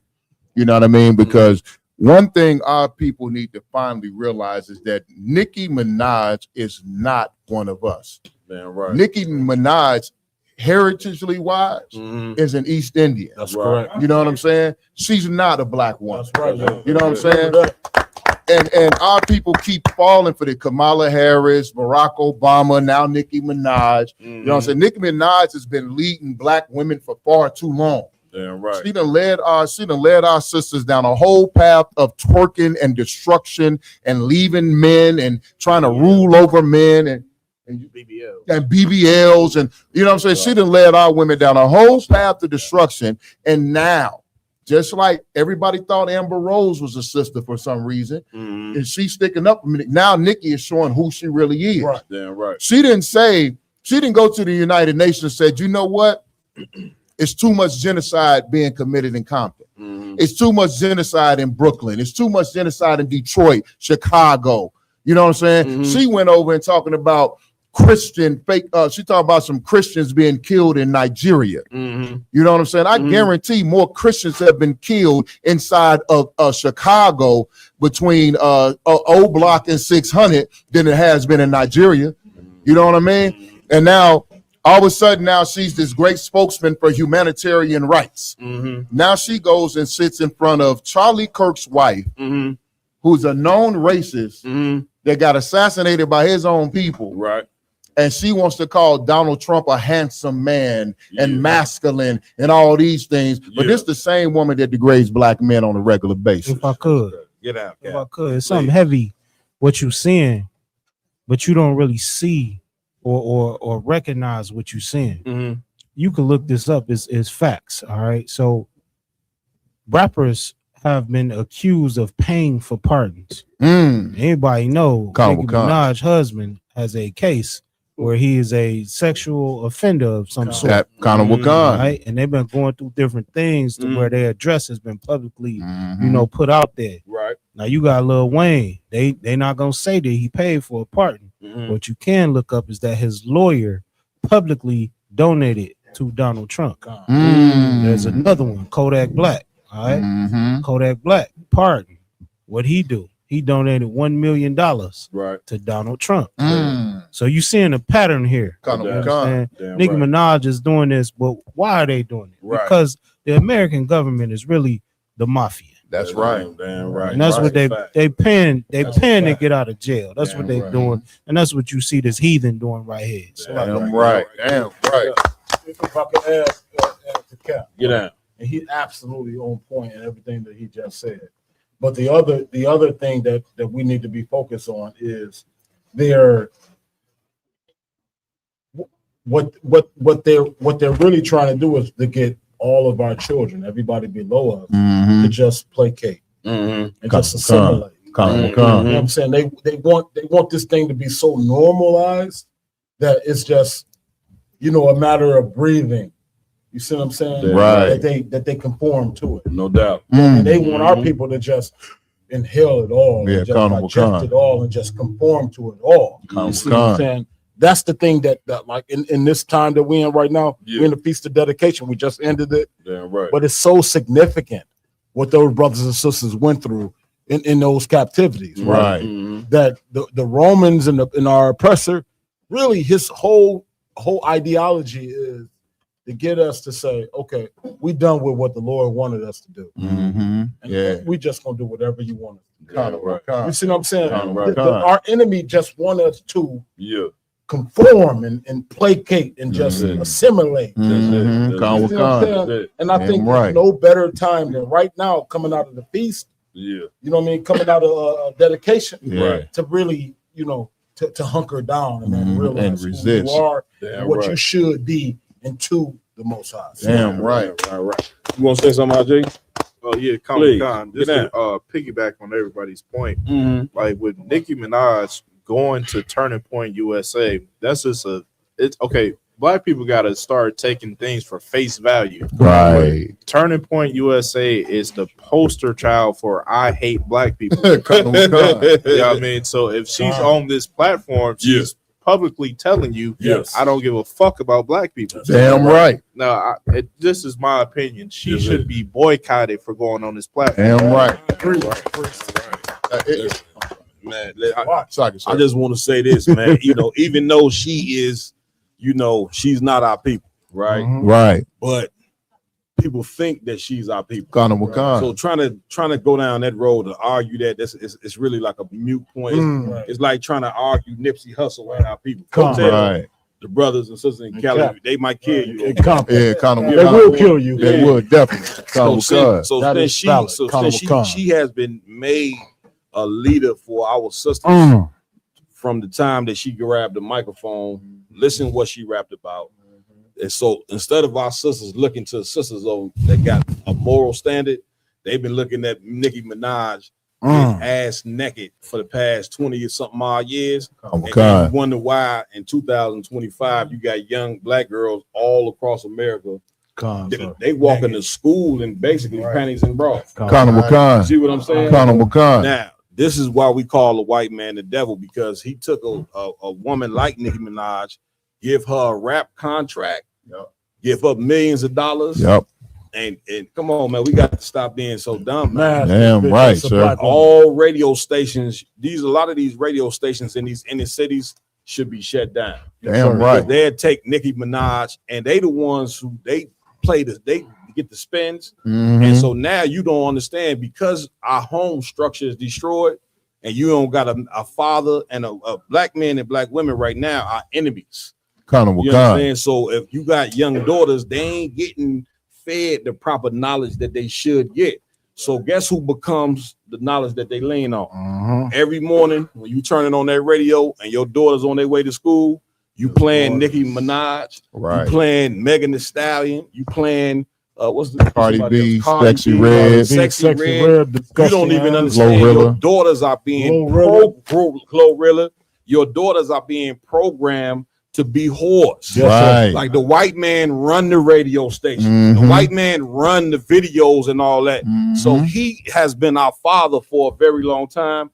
Now he done took this nasty hoe and had her go to the United Nations like she speak for black people. That's right. And she been on the mic rapping about being a fucking whore. Excuse my language. You know what I'm saying? For 20 something odd years, and now she's the representative for black people, which is a tool that the white man has been using the whole time we've been in here in America. Yes, sir. He's world famous for doing what? Taking an athlete or taking an entertainer and making them your leader. Yes, sir. How the hell is an entertainer or a singer gonna be the leader for black people? Right. When they don't got no moral themselves. Not at all. Entertainers and athletes, the minute you giving them a check, they gonna do whatever the white man do. They like a pet. You know what I'm saying? Roll over, Charlie. Right. I do this. Yep. Fetch. Don't salute the flag.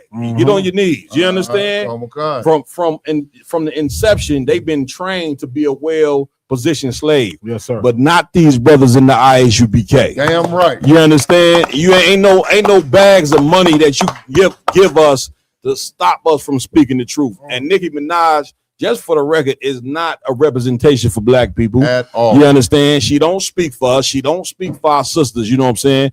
If you want a real, come talk to some of these sisters in the school that been raised up by Commander Jenny Hanna. Damn right. See what I'm saying? This is the reason why you can't look to people with money and look to people for fame and say, this is an example that we're going to follow. Go find them lowly sisters, man, that's cooking for brothers like these sisters in here tonight. Get the sisters a hand. Damn right. You understand? Sisters that's cooking for brothers, you know what I'm saying? Having babies for brothers, you know what I'm saying? Taking care of the home. These are the superstars amongst black women. Women who, when they leave their house, they represent their man because they ain't got their fucking breasts out and ass out. Right. You know what I'm saying? They covered up. These are the women that should be put to the forefront, not no disgusting piece of garbage like Nicki Minaj. Damn right. Get me right on. You know what I'm saying? Go ahead, my Hey, Cap, what you saying is so heavy because sisters like Nicki, Salakia. Sisters like Glorilla, Cardi B, Sexy Red, and heathens like Nicki Minaj, Amber Rose, and all these that so-called represent The slut black walk. women. Remember, The she had the slut walk. She had a whole slut walk. Now we celebrate Sluts. slut walk. What they're doing, Cap, is they're pushing an ancient tradition in America that has been since slavery.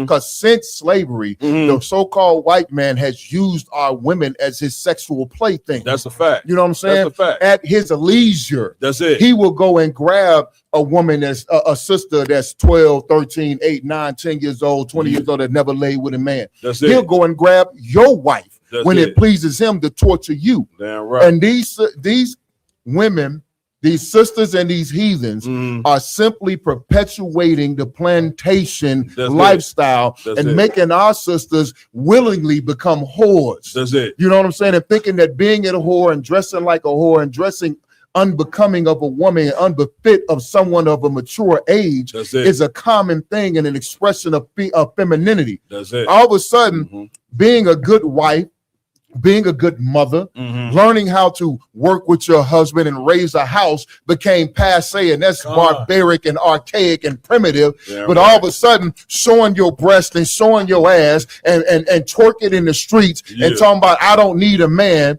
and destroying your household has become an expression of black femininity. Damn right. You know what I'm saying? And listen, what you bringing out, I just want to say this point. We're gonna move on to the next joint.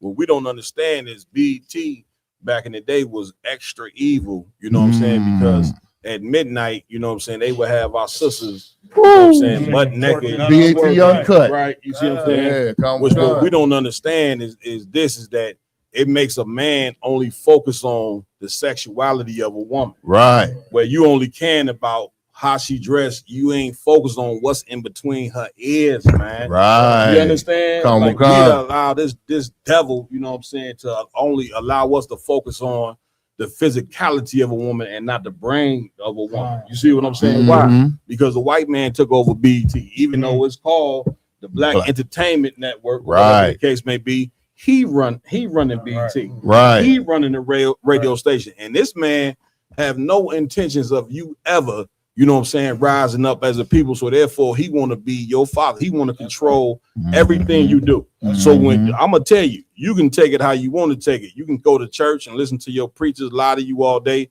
But I'm telling you, according to them records in that Bible, God is gonna charge the white man for destroying black people, man. God is gonna charge, like, black men, just drug dealers and all that. They drug dealers because the white man made them drug dealers. Right. You see what I'm saying? He cut off your economics, you know what I'm saying, put heathens in your neighborhoods. And the CIA, according to the records, the CIA brought the crack to the neighborhood and said, That's correct. Instead of you know what I'm saying, working a job that a healthy job to help your people, we giving you this crack. Go sell something to your people that turn your people into a bunch of fucking zombies. Right. You see what I'm saying? Come on, Right. Devon. And then you go out there, man, you know, as a man above, and then you see your people that's less than. That's it. That's a predator. Damn right. That's the part that all you big dope dealer niggas don't realize. That you just a predator on your own people. And you just advancing the agenda of the people that hate you, hate your people as well. Right. Because they put the dope in your control. That's it. And then you go out there and then you advance it to little cats. You call them little niggas. What they call them? What's the word they give y'all? YNs. They call y'all what? YNs. Young niggas. Call y'all what? YNs. You know why they call you YNs? Come on with it. Because y'all stupid as fuck. Because you just gonna go for just anything. You get you a couple dollars while I make thousands of dollars. That's it. So that's the thing, man. That y'all so-called YNs need to become cognizant of or aware of. In another word. Right. You need to be aware of the niggas that taking advantage of you. Damn Just right. like you be aware of anybody else that's taking advantage of you. Right. Like it's a set group of men out here, despite what they look like. Come on, Right. They still want you to do their bidding. That's Damn it. right. Yeah, right. You know Damn what I'm right. saying? Become aware. Like you YNs, man, Salakia, man. You going out there and shooting another young brother like that look like you, Right. on the behalf of some sellout, essentially. Right. Some nigga that don't have no affinity toward your race. You know what I'm saying? Your race as a people, right? You go out there and hurt people because he wants you to. That's right. That's disgusting. Slack. Damn right. Damn right, sir. Lamar, where we going next, Bree? So we got a couple of videos going in on how not black women, just women out here having 5, 6, 7 baby daddies, thinking that's a normal lifestyle. Come on with it. Yeah, I know you have a son. I have 5. All by the same man? Absolutely not. What's wrong with having kids by the same man? Absolutely nothing. We just don't. Absolutely nothing. Unfortunately, that just was not what panned out in the choices that happened. 5. You mentioned kids. How many kids do you have, baby girl? I have 4. Okay, all by the same man? No, ma'am. How many men? 3. Do you have any kids? Yes, I have 3. All by the same man? No. How many men? 3 different men. Do you have any kids? I do. How many kids? I have 4. All by the same man? How many men? 3. I got 3. I got a 10-year-old, a 1-year-old, and a 4-month-old. Do they all have the same dad? No, I just got 3 baby daddies. Do you have any children? Yes, I have 7. You really have 7 kids? Yeah. You gave birth to 7 kids? Yes. You're 33 years old? Yes. For how many men? 1. Cap. Why are you not with that man? Are you with him? You're married? No, I'm engaged to a different person. Okay, you have 7 kids by somebody else and you're engaged. So why are you calling me? Because my engagement is going left instead of right. And all these kids are by the same man.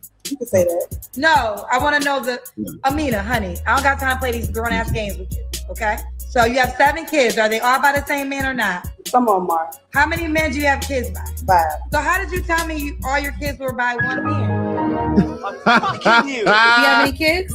Rage quit. I do. Brace yourself. I have 7 children. Are they all by the same man? No. How many men? 5. How many kids do you have? I have 7. You have 7 children? How old are you? I'm 34. Are they all by the same man? The last 4, yes. Why you not with this man? Because you got a 4-year-old, 2 3-year-olds, and a 1-year-old. Long story. When I met him, I didn't know he was married until I got pregnant, and that's when I found out. He ended up How long did you date him before you found out he was married? a year. Okay, so that means you had 4 kids by him knowing he was pregnant. Married. After I found out. Do you have any kids? Yes, I have 7. You have 7 kids, really? Mm-hmm. So you pushed 7 kids out of your vagina? The last one I had a C-section, but yes. By how many men? 3. And do you have any children? Yes, I have 5. All by the same man? No. How many So, men, 3. babies, girls, do you have kids by? 3. 3. How many kids do you Good. Hey, come on, man. Where we going? Go ahead, Ajay. Common concert, man. This is like a damn epidemic right now. Go ahead, Cap. Like this is like an epidemic of black women and black men not knowing how to have a relationship. Right. We were just talking about this the If other y'all day. could, everybody could keep y'all voices down, Baba Shaw. Go ahead, Ajay. We just talked about this the other day. It was a sister that had 6 baby daddies. Right. I never heard of that in my life. Right. I heard of 3, but 6, which is just insane. Can we get a paper towel over here, Baba Shaw?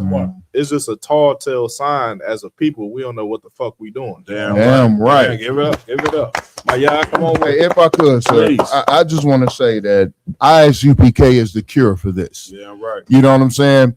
Because these sisters are running around, they're with men, they're leaving men, men are leaving them. Listen, in the ISUPK, we train brothers and sisters, we teach brothers and sisters what marriage really is. That's where you got to You know what I'm saying? And if these sisters knew, if these sisters and these brothers, I'm not going to leave the brothers out. No doubt. You know what I'm saying? If these brothers and these sisters understood the concept of marriage from when they were younger, they wouldn't be out here having 3, 4, 5 baby daddies. Damn right. 3, 4, 5, 6 baby mamas and thinking it's a badge of honor. You can flex. That's not a flex. Damn right. It's a tragedy. Damn It's right. a sign of our destruction and our oppression. Damn right. You know what I'm saying? That's right. And once again, like I'm gonna say, the ISUPK under Commander General Yohana Damn right. is the cure and the answer for those sisters that are lost, that are going in and out of relationships and continuing to have babies. All of those sisters on that video need to go to ISUPK.com, find the school in their area, and learn what it is to be a woman. Damn right. Get down, Lamar. If I may, like, with this topic and the last one at that, like a big portion of how I see it is that we got to blame that whole feminine movement, Feminist movement. the feminist Come on. movement, in the saying that a woman is independent and she's better off without a man. If you're not happy, just leave the relationship, regardless of the situation you're in. That's it. You understand? That's why women end up with this many kids, that many Right. kids, this many baby daddies, Right. because they are taught that. Well, if you don't like the marriage anymore, just leave. Mm-hmm. And they put them on child support. You'll get paid by the government. That's then it. move forward. That's it. You understand? Teaching that, oh, well, black men don't got to be in the house. The more kids you have is a bigger check you're going to get from the white man. Yeah. And since money rules the earth right now, That's it. of course we're going to keep doing that as people. Damn right. You understand? Bon, you want to say something?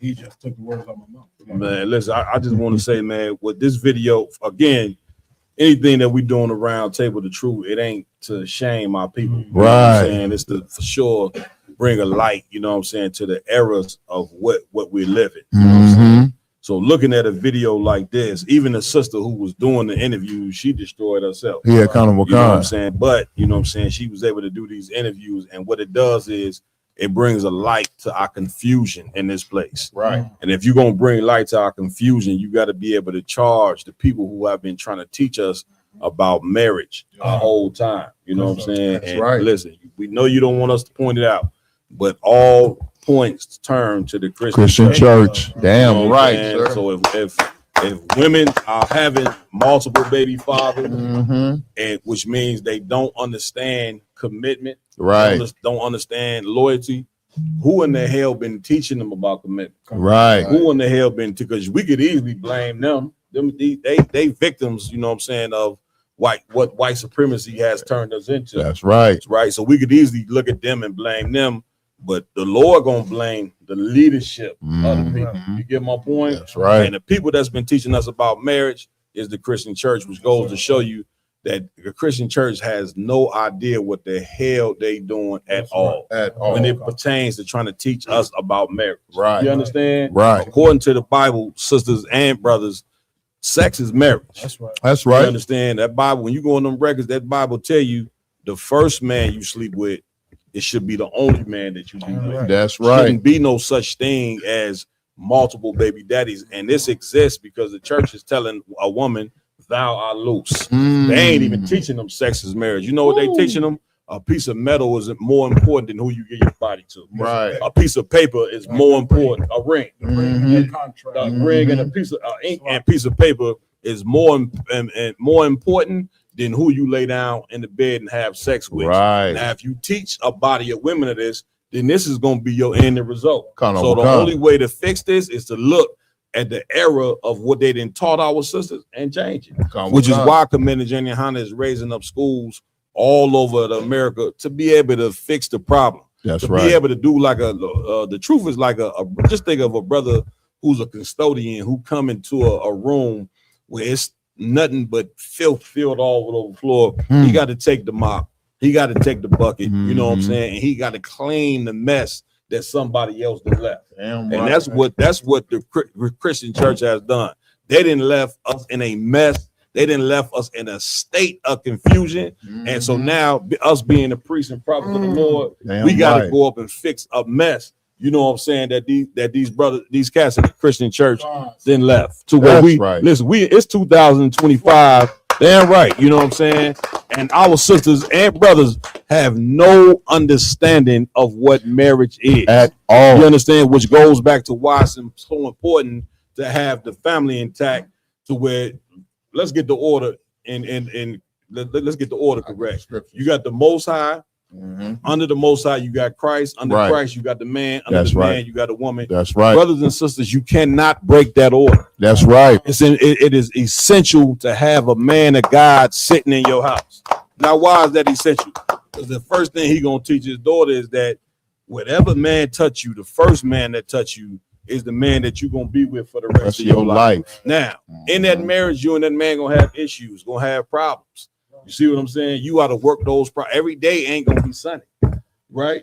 Nature Right. supposed to teach you that. Right. Some days the sun is out, some days it do what? Rain. It rains. Snow. So when it rains, you get the umbrella. You know what I'm Oh, saying? God. It might rain for 3-4 days. What does Man. the rain represent, sir? Man, the rain, metaphorically, the rain represent that every day ain't gonna be good. Right. See what Hard I'm time. saying? But one thing about a rainy day, eventually what comes right back out?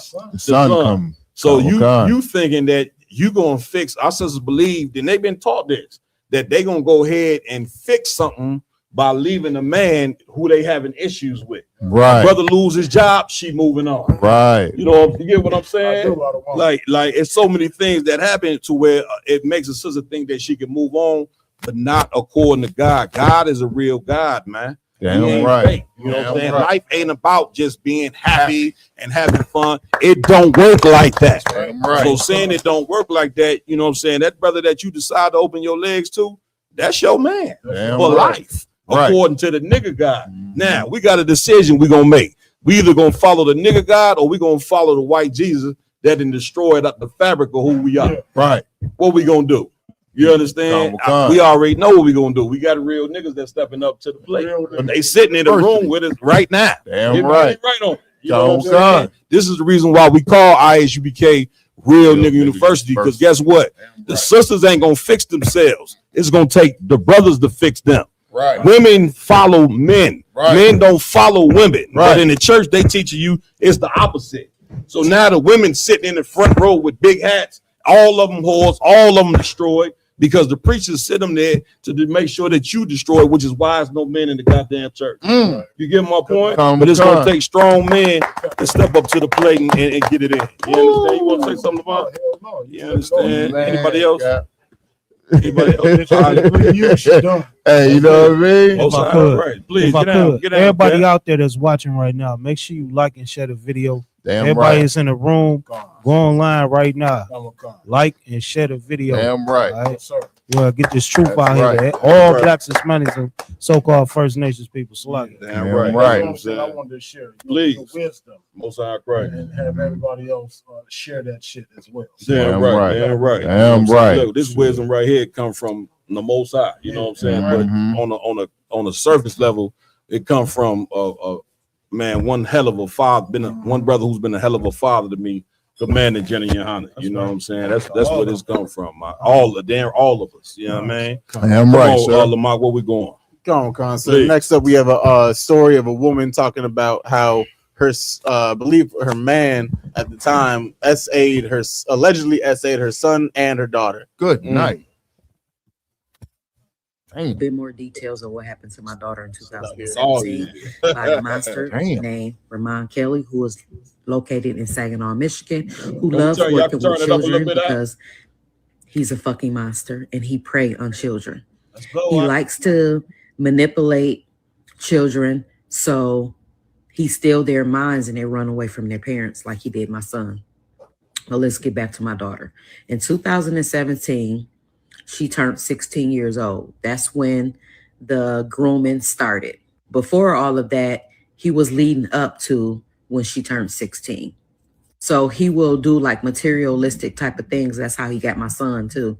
He manipulate them with materialistic things. See, my son don't have a father who was active in his life. Him and my last daughter, father passed away from a heart condition. So he preyed upon that. He knew that my son didn't have a father around and didn't have a father figure, so he preyed upon that. He knew that I was struggling to give them the necessity that they need as far as like clothes and things like that. I did the best that I can, and they never went hungry. They never went without. But him coming in, you know, he put on this persona that he could do more. That's how he got my son brainwashed with materialistic thing. He materialized him. And he tried to do that to my daughter, and he did it, I guess, to a certain extent. So he used to take her over to his house when he was not supposed to in the first place. He asked me, can my daughters work at his boys' group home? They were just supposed to be doing the laundry. Me not knowing that he was taking my daughters to his house. One day he came out the bathroom naked. And that's when my oldest daughter said, you know what? I'm not going over there no more. I don't know why she didn't share that information with me, but that's neither here or there. That still don't stop the fact that he's a fucking monster. My second oldest daughter was really good friends with his oldest daughter. So she used to go over there and stay the night with the oldest daughter, not knowing that this bastard was watching her and, you know, attracted to her. Even though I know certain parts of her probably knew that and felt that, but she ignored the red flags. And so she did take a notice that the oldest daughter stopped staying the night. And so she pretty much stopped staying the night. And like I said, instead of him taking her to work, he would take her to his house. And every time he would get her over there, if his boys was there or if his boys and my son was there, he will make them leave. He will make them go somewhere else, and he will take her up to his room. And this is when he performed his nasty ass tactics with her. He will groom her. He will touch with her. He will play with her private. He will do things with his tongue. He will play with himself while he was doing these things to her. He never penetrated her, though he did molest her. I don't know what you can and cannot say, but look, if everybody else can say what the fuck they want on TikTok, you better not take my motherfucking video down. And he did this for months. He did this for 4 to 5 4 to 6 months. That's it. You Now, stop she- it right there. Man, Cap. Go ahead. Go ahead. At the last minute, but that's Ain't no sweat. Go ahead, Cap. What you gonna say on this one? Man, it's just a heavy topic, and it's similar to what we just talked about. Mhm. You know what I'm saying, and how God. the Christian pastor, you know what I'm saying, America's way of marriage, all of it has to go. Right. Damn And right. This, Damn this story right. here is coming out of Saginaw, Michigan. Mm. So you know, of Close course, to you know, home. it's close to home, Damn and right. we done split up Michigan the same way we did Ohio. Bond is over Saginaw, Michigan. Most high So Christ. we got our work. I ain't hear about. cut out for it. Go I ahead. got one. I ain't hear about that joint right there. That's something on the local news. Yeah, well, you know, TikTok, Instagram. Popular. That's your local news today. Huh. You understand? That's a fact. Yeah. That's black That's the people local news right news, there. right. TikTok, Facebook, Yeah, Instagram. come on. Go ahead, Maya. Go Hey, ahead, so- Bob. I just wanted to say this. I Please. think the problem with like you and me and everybody, every other man in the school right now, Mhm. our issue is that we don't see how that could be possible. Mm. You see what I'm saying? And that's the thing that make us maybe not complacent, but you know, not vigilant. Mhm. You see what I'm saying? We don't see how it's possible that a 35-year-old man, right, 40-year-old man could seek pleasure in a 12-year-old. 12, yeah, con with con. You see what I'm saying? When I think about something like that, my first reaction is killing. Red. Con with My whole con. thing is just red. It's not even conducive to what we're trying to do on this platform. Mm-hmm. doubt. You know what I'm saying? I wind up being the most disgusting one if I got to entertain somebody doing that to somebody. You know what I mean? Under Con my with care. con. You see Damn what I'm right, saying? damn right. But those bastards exist, Damn They right. do. and there has to be a battle. There has to be a contention for them. You know That's what I it. mean? That's There has to be a what's the other word? Like solution. Not solution, because that's after the fact. I'm talking about a deterrent. There got to be a motherfucking deterrent, That's it. which more than likely gonna be somebody's head on a fucking squirrel. So like, Some goddamn way. if I could. Go ahead. Go ahead. You tell the brother got daughters. He got daughters. You know what I'm Yeah, saying? yeah, Tell the brother got I daughters. got it. You know what I'm saying? We need a nigga head. Nigga don't like nothing like that. He's like, no, hang him high, goddamn it. Shit, put this nigga head on the corner and pedestal right I there. fully understand, but it definitely shows, you know what I'm saying, why Come our brothers and sisters need to come right here in the ISU Academy. Damn right. Allow Damn us right. to pick who they marry. You understand? That's fact. You going out here, you a brother or a sister, and you picking with your eyes. Mhm. You're not picking with what the Lord told you to choose. You Mhm. understand? That's So it. it's very important, man. That's like I said, it's in Saginaw, Michigan. Everybody get in these classes, man. Damn You're in the right. Michigan area, man. You in the Midwest anywhere.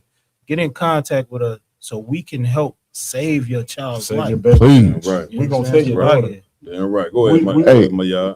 We gonna save it. Con with con. Hey, so like, sir, if I could, you know what I'm saying? Like, the Round Table of Truth podcast is so heavy, Cap, because I think it was earlier this year or late last year, we did an exclusive on this very thing where a predator released a video saying it was an Edomite, and he said that when they go out, they specifically target women who have kicked their man out their house, who are widows that have children and are vulnerable. Like when they go out, they don't just randomly happen to fall upon some. This ain't random what that man did to her kids. This dude, she's saying it's. I'm assuming it's a brother. This brother who probably himself was touched and abused, because hurt people hurt people. So now he has this grandiose demon on him that he can't control, that's beyond him, that's been beyond him since he was touched. Now it's on him, and he's going out. That demon has him going out, and they're not gonna go and date the single sister. Yeah. They're not gonna go and date shorty that's twerking in the club. They're gonna go out and look for the single mom that got 1 or 2 or 3 kids. They're gonna look like the sisters on the last video. They got 6 kids by 5 baby daddies, and they still searching through relationships. They're predator bait. That's it. Because a predator is a purposeful creature. It stalks, it hunts, it goes by scent, sight, smell. Its intuition says, this is my prey. It's not going to go after something that can defend itself or something that has any type of safeties installed. It's going to go out to the most vulnerable of prey. And that's what our sisters are. That's why the ISUPK is so important. You know what I'm saying? Because even if you don't have a man, sister, even if you don't want a husband, don't have a husband, whatever the case may be, you're going to be surrounded by the men of the Lord who are priests, prophets, and most importantly, to your safety, goddamn warriors. Right. You know what I'm saying? Go ahead, Lamont. Kudash over there wants to say Go ahead, Kudash. So lucky, if I may, I just wanted to add something real heavy to this. The men that these women are kicking out, they don't have a statistic of sexually violating their own children. It is the predator is always the next man they pick after they kick the original father out of the house. That is the predator. It's not the man that birthed these children. That's it. That's heavy. Get it, brother. Hand. It's the one that influenced you. Speaking to the mic, LeBron. It's the one that influenced these women to get rid of that protection. That's it. You see what you just said? It's the man that is saying, baby, we need to put this protection around our kids. Yeah, right. And if that protection it's not conducive to her happiness, so to speak, Salakia, then she just push it to the side. And then more than likely what happens next is some invitation of some molestation, man. Damn right. Damn right. Lamont, go ahead, bro. Come on. Next one. No, I thought you had something to say. I just raised my hand so I can get you know what I mean? I just want to say, man, you know, the deterrent, you know what I'm saying, like your brother was just saying, is having a strong man and having a woman. A woman's strength is recognizing that she need a man that obeys the Lord. Right. You ask for a deterrent. Yes, that's the deterrent. The determinant is, you know what I'm saying, the understanding what marriage is, and the man and woman that make them kids stay together, so you don't have no stranger coming in to molest kids. Like the brother was bringing out, these cats are predators, so they look for women where remember the scriptures say, where there's no hedge, there's no protection. You see what I'm saying? So it's important that we talk about this, and these topics we went over so far, they hard topics to go over, you know what I'm saying? But if you're gonna kill the demons that live amongst us, you gotta address it. You gotta bring awareness to what the hell is going on. Our children are being molested at an all-time high because they not being protected by whom they should be protected by. You get what I'm saying? So where there's no hedge, there's no protection. So that's why having it's bigger than just the law, statutes, commandments, because with those commandments and laws comes wisdom, comes knowledge. You know what I'm saying? And we can't continue to try to go around what the Lord say. And see, black people, we want to try to establish what we think is right. You see what I'm saying? But what we think is right ain't working. You understand? Because at the end of the day, you see so many of our young brothers, they LGBT. So many of our young sisters, they live in a lesbian lifestyle. Nobody asks why they live in these lifestyles. They live in the lifestyle because that man that mommy brought home molested her when she was 8 years old. And you said, well, there is no hedge, there's no protection. And the hedge is the law, statutes, the commandments, man. Is what the Lord put as a front to everything else. That's it. That's you the understand? But here's the hedge. The hedge is really a strong man that follows those laws, statutes, commandments. You understand? Because you can have a father in the home who produce kids, and if he ain't got the law, statutes, commandments, he'll molest his own goddamn kids. You see what I'm saying? So this is an epidemic, brother and sisters, that we must address. You understand? So we ain't on that. What we going next? Come on, sir. Next up, we have a video of a Somali Muslim crying over them raising the age of consent for children up to 18 now. You guys see this, bro? No, like the Arabs or whatnot, they raised, because before you can have child marriages of like, I think it's like 9 or 12. They raised the age to 18 now, and now all like the Muslims out there are going crazy over. What is that in Africa? This is a Somali Muslim. So yeah, skip. I don't skip this. I don't want this. I wish you would. Because, you know, we contending with them in America right now. Y'all want to go? We could go if y'all I don't wanna if go. you don't, but I'll show a video. You sure? Let's go ahead. Go ahead. Go ahead. It's on the whole religion. Man, let's go ahead. Go ahead. Somalia, It's a rough way. They taking over like those zones. Nah, let's do it. Let's do it. Let's do it. mugdiya maalin madow ah shalay baarlamaanka wuxuu u soo saaray ama uu go'aan ku gaaray wax la aqbali kara ma aha annaga muslim baan nahay boqolkiiba muslim baan nahay Soomaali ilaahay ha laga cabsado arrintan arrinka hortag u baahan waaye aabay culimadeena Soomaaliyeed aabay culimadeena Soomaaliyeed warisal anbiyaa baa tihiin idinka hadal maqalnaa maxaa dhacay maxaa loogu aamusan yahay arrintan aaway sheekh sumow aaway ma noola miyaa aaway sheekh shaakir ma noola miyaa war aaway culimadeena ilaahay ka cabsan war ilaahay ka cabsan ilaahay u laaban sheekh maxmed maalin abshir aaway sheekh nur cali jimcaale aaway war ilaahay ka cabsan sheekh cabdirasaaq ashari aaway war ilaahay ka cabsan war ilaahay ka cabsan arrintan arrin la aqbali kara ma dadkan waana rogayaan ilaahay ilaahay aan ka cabsano ilaahay aan ka cabsano arrimahan laga hortago arrimahan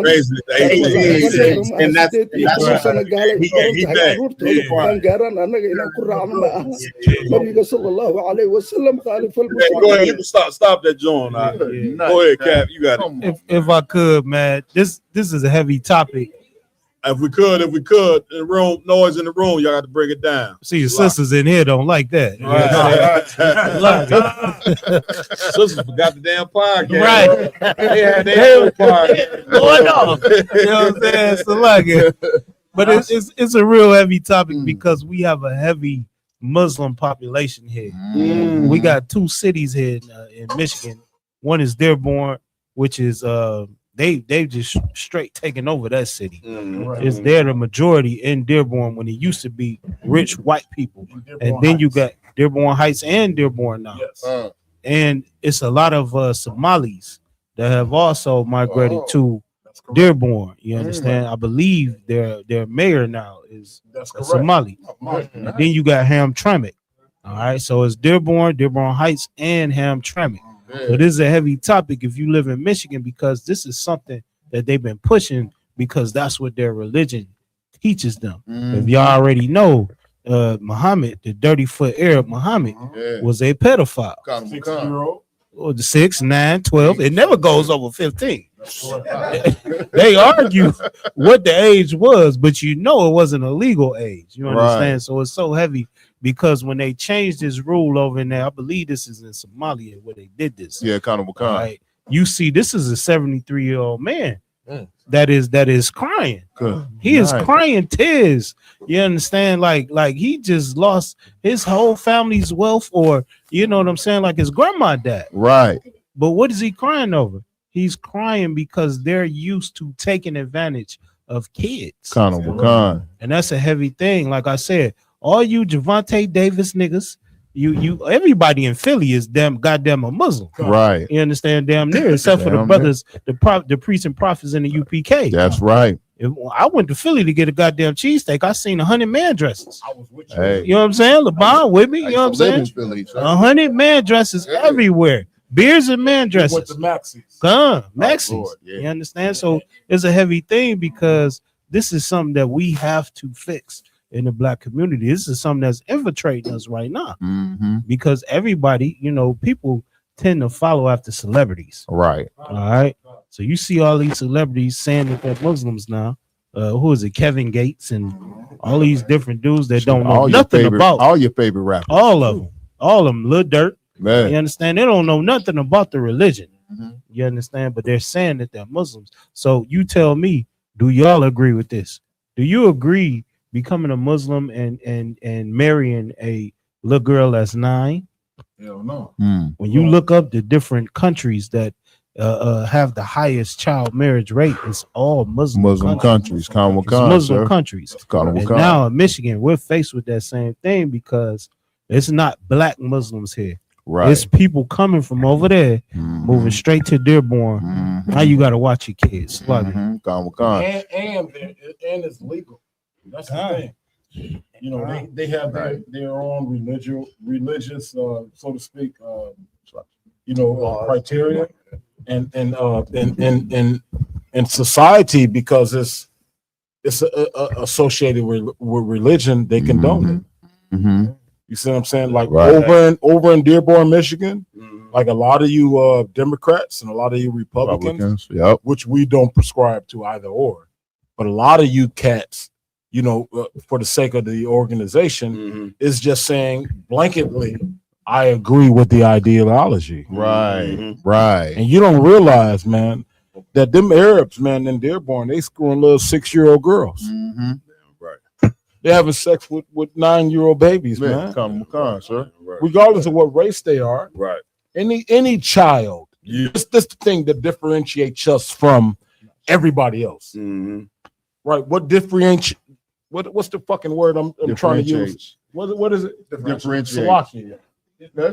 Differentiates. This what set us apart from every motherfucker on Everybody else. Damn right.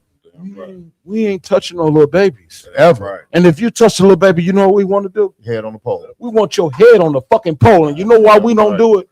You know why we don't put your head on the pole? You are out there in Dearborn, Captain Marquardt, because he don't allow me to. Because if I could, I'd put your fucking head on the pole. Damn right. For any little girl that you're molesting, I put your head on the fucking pole. Right. But our organization don't permit that thing. But I'm gonna tell you, man, the thing that set us apart from everybody else. Guess what, man? We love all little baby girls, man. Damn right. All little baby boys. Damn right. And here we gonna protect y'all all, man. Damn right. That's what's righteous about this, the kingdom of heaven that's coming. Damn right. That differentiates from the kingdom that's here right now. Damn right. Y'all goddamn sloppy. I done had too much tequila, y'all. Sloppy. Y'all gonna make LeBron go out and do something. Y'all come with topic after topic. It's gonna make him go want to put somebody to death. Now you know the man got a ton of daughters. Oh God. You're gonna go right back to the Islam community like before he came. No doubt. Go ahead, Lamar. Nah, you good, brother. The thing about these religions is that the religion makes it so these individuals can use that with their belief to excuse their nastiness. You understand? You see the Muslims, they want to use their religion and what their Prophet Muhammad said, so they are able to SA young children. Right. Then you go over to the Jewish community, they use exact same thing, their religion, so they can go SA their babies right out of birth. Right. You see my point? Right. Just like Christianity, you can use it to go do whatever nasty thing you do. Go be a homosexual or go, whatever they do. Whatever they do. Like they hide behind religion for all their evil acts. Right. That's it. You get my point? And that's the disgusting thing about religion, because it's okay. That you're forgiven for your act. That's right. Or whatever the case may be. Damn right. Listen, if I'm coming to you, Maya, if you could, IG, can you find in the hadith where the cat who started Islam, you know what I'm saying, Muhammad, he married like an 8-year-old. You see what I'm saying? So once again, this is the reason why, like the brothers was bringing out, that we shouldn't be involved in these different religions. The cat who started being a Muslim, started Islam. He himself was a 60. How old was Muhammad? 50? I believe he was 60 years old. He was close to 60 years old, if not 60. And he was married to an 7-year-old little girl. You know what I'm saying? Now, if you in Islam, you can try to deny it, but the records is the record. And this is who you follow. Right. This is the reason why Black and Hispanic and Native Indian men should not be involved in their religion. Damn right. See what I'm saying? Because their religion has no morals. Right. Cats, you know what I'm saying? They sleeping with little girls. They tell you that they can sell drugs to their own people. All they got to do is take their kufi off. You know what I'm saying? So the Lord really with this story here. This is the Lord exposing Islam. That it is a disgusting and vile religion, just like Christianity. The Christian church and Islam are both religions that Blacks, Hispanics, and Native American Indians shouldn't be involved in at all. That's right. Go ahead, Maya. Let me know when you got that IJ. And if I could, please. Shalagi, And here's the question that remains right now. Mm. If you are a black man, a Hispanic man, or a Native American man, no matter where you're at in the world, now you have a choice to make. Come on. Why are you still in Islam? That's it. You know what I'm saying? I don't care if you Shiite, if you Sunni, if you NOI, FOI, whatever you want to put in front of it. The nature of your religion is being exposed, and the nature of your religion has its depths. Yep. The founder of your religion That's it. was a pedophile. That's it. You know what I'm saying? So if your religion was founded by a pedophile, guess what?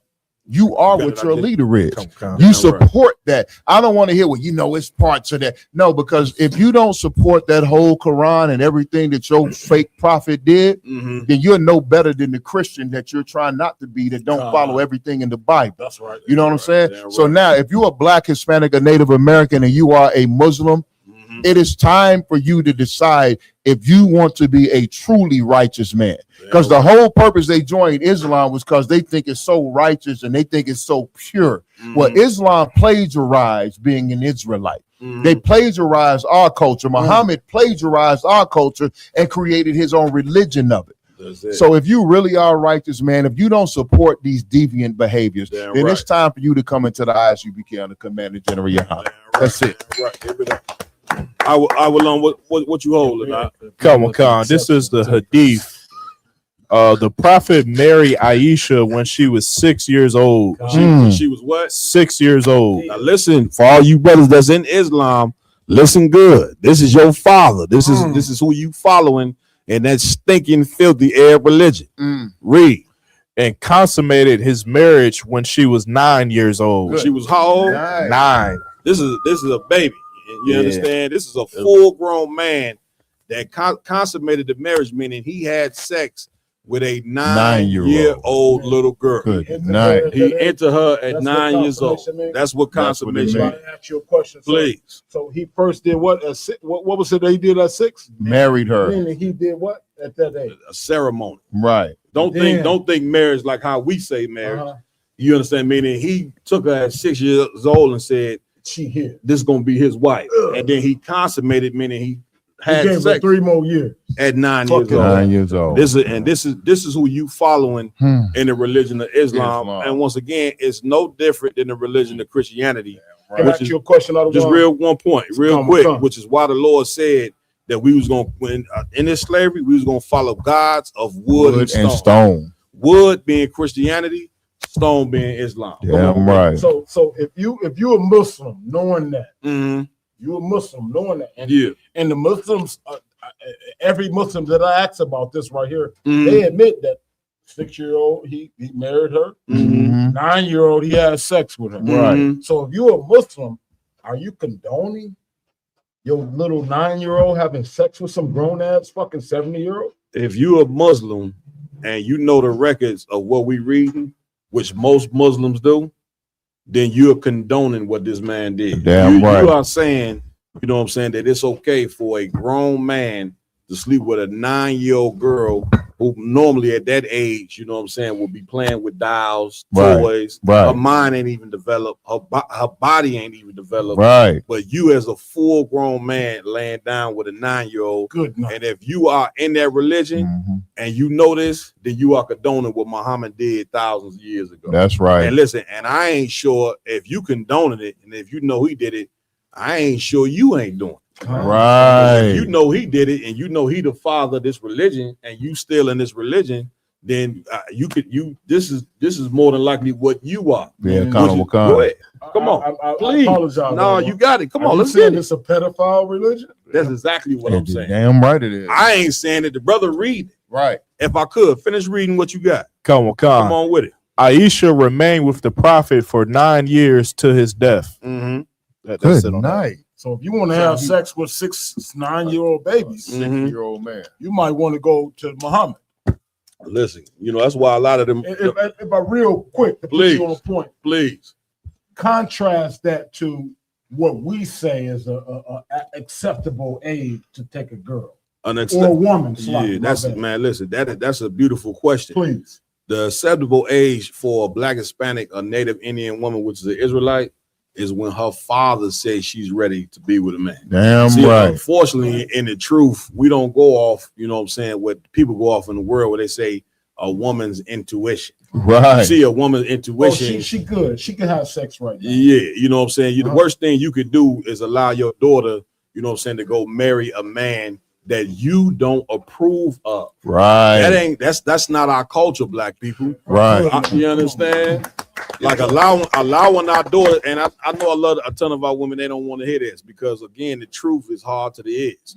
The truth is that medicine, you know what I'm saying, that's nasty to take, but when you wake up in the morning, you ain't got that cold no more. Right. You ain't worried about how nasty it was then. You know what I'm saying? When you take that medicine and take away their flu. And that's what the truth is. The truth is the medicine that we don't want to hear. But what I love about being in the UPK, we don't give a damn what you don't want to hear. That's right. We don't care. You understand? Because we're the foremost lovers of black people, man. Damn and being right. the foremost lovers, we understand that our people need this truth. Damn right. You get what I'm saying? Kind of what So kind? here's how it's supposed to go. A daughter get raised up by a father that it follow these laws, statutes, commandments, and he may say at 18, even though she's 18, she not still ain't ready. Mm-hmm. Some women ain't ready to marry at 20. They ain't ready to marry. Yeah, you good. Listen, I Y'all ain't understand. ready yet. At 20. I understand. Come on, You know son, what I'm give me saying? more of that. You understand? So at the end of the day, you know what I'm saying, a woman, you know what I'm saying, should be is ready for marriage when her father says Yes, she is. Damn right. You understand? And that's how we fix the problem. Where we going next, Lamar? Con. So we got another video going over Daddy how the black fathers don't get respect in the home. Shit, right? It's the same shit.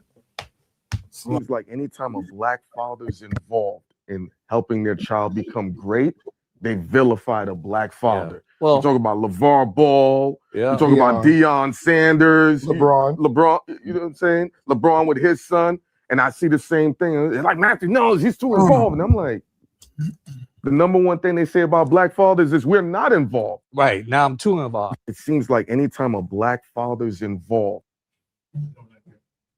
That's it on that. Mm-hmm. What we going with there? I'd like to start this one off. if I Please, could. please, just pull that mic close to you. I'm gonna tell y'all something, man. Like, you know, I'm a little old. I'm over 50 right now. I know I don't look at this shit. You know what I'm talking about? Let's line that in. I know I don't. I know I don't carry that shit like I'm over 50. But I'm gonna tell you something, man. Like I've had several different families. Blended families, you know, families that I, you know, like sisters that I entertained and loved that had, you know, babies by other men. And I'm gonna tell you, the one thing that's absent in all of these relationships is the consistent influence of a strong black man. Damn right. I promise y'all, if you look at all of these broken homes and all of these broken children and all of these broken families, the one thing that you will see that's synonymous is a strong figure. Like, and I don't want to blow my fucking horn, but I got to right now. Is a strong figure like myself. Damn right. Somebody that's, you know, regardless to who made the little boy or little girl, he gonna provide braces. You know what I mean, and insurance. Right. You know what I'm saying, and school clothes and all this other stuff.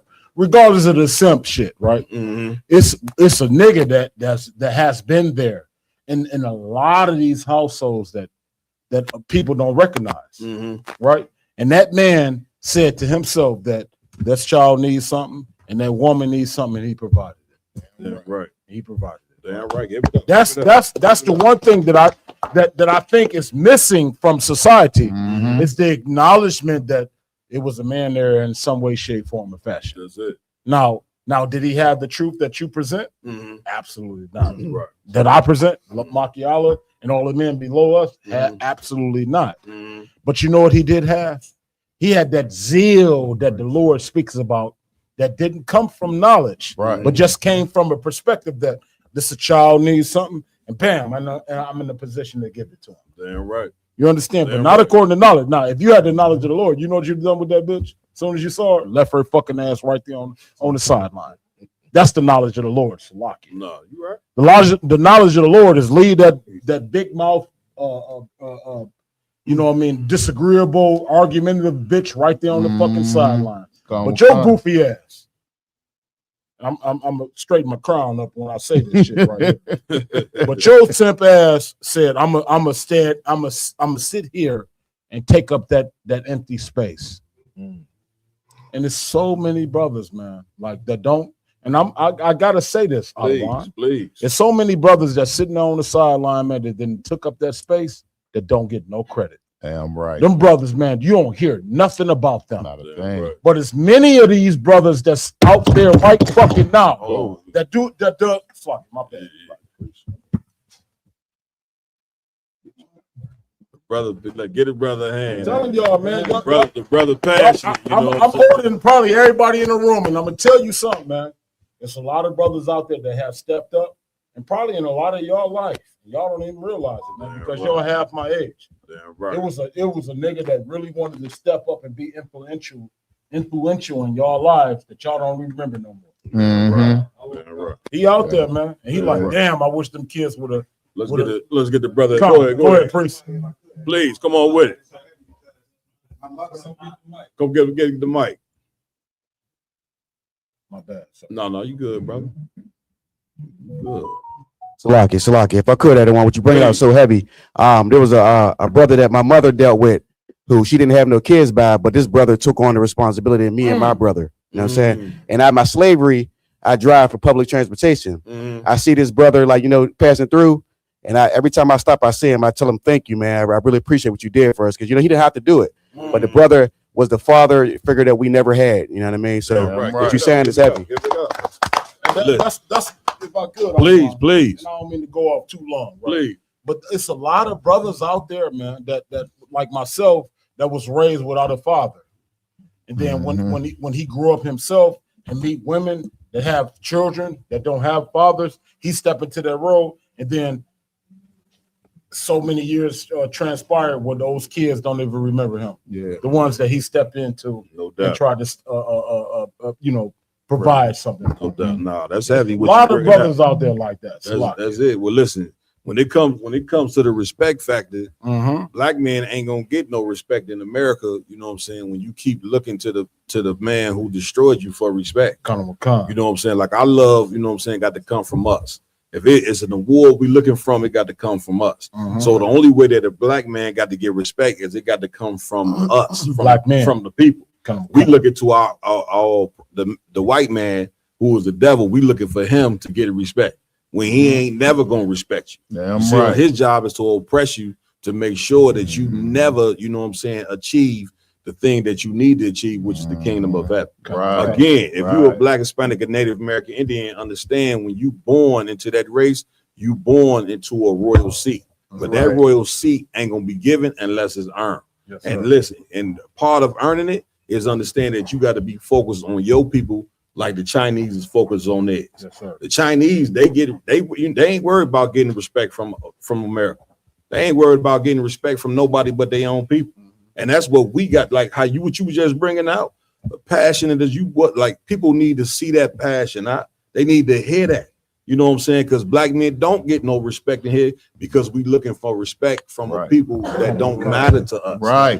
I ain't sitting there worried about no Grammy or no award from the so-called white man. I'm worried about that I get the honor and respect from my own people. And when we start focus on that, then, you know what I'm saying, we moving in the right direction. Come on, Padaz Kabar. So, lucky, if I may, sir, for me, it goes even deeper too. I'm just adding on, piggybacking off what y'all saying, because I done read a few history books that I done got into that was located on the ISUPK website. One of them was called Two Babylons. And when you go into that book, you realize that every heathen nation took the father out of their religion and they left, like, for example, you got Cronus, Zeus, and then his mother. All they talk about is Zeus and his mother. They took the father out.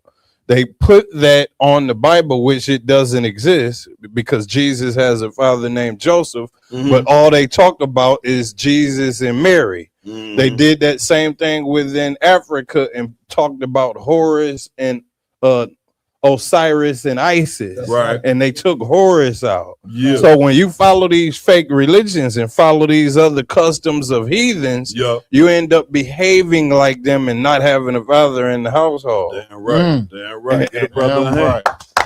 Mark, where we going next?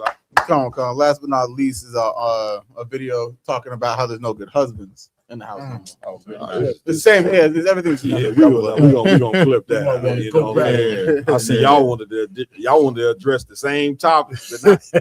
Man, listen, I want to give it up, man. First and foremost for Captain Hadar Yala, even though he ain't here. You know what I'm saying? Also for Officer Laban for sitting with us. All the brothers, you know what I mean, that's in here, give them a hand. The sisters as well, cook the food, serving the food, man. It's been one, you know what I'm saying? Round Table of Truth, live from Detroit, Michigan. I told y'all we was gonna get it in. You know what I'm saying? We ain't done. You know, we better get it in some more after the podcast. Okay. I'm having a hard time doing the podcast the whole time. Because the damn chicken, you know what I'm saying? It's been fucking, you know. Listen, I'm trying to drop something, but the whole time I'm smelling the chicken like I ready to get this shit over. Salaka, you know what I'm saying? But, man, we did definitely had a hell of a time, man. I love these brothers, man. Love what they doing, man. If you did in Detroit or in Michigan, get in contact with ISUBK Detroit so you can change your life. Damn right. So with that being said, I want to give it up to my host that rock it out with me every week, Officer Lamakiala. Get a brother a hand, please. Any announcements? Come on. As always, make sure to go like, follow, share, subscribe to all Round Table of Truth, Real Nigga Diversity social media pages out there. Make sure to get in contact with Detroit under Captain Hadar Yala, Captain Al-Quad, and Commander General Hana.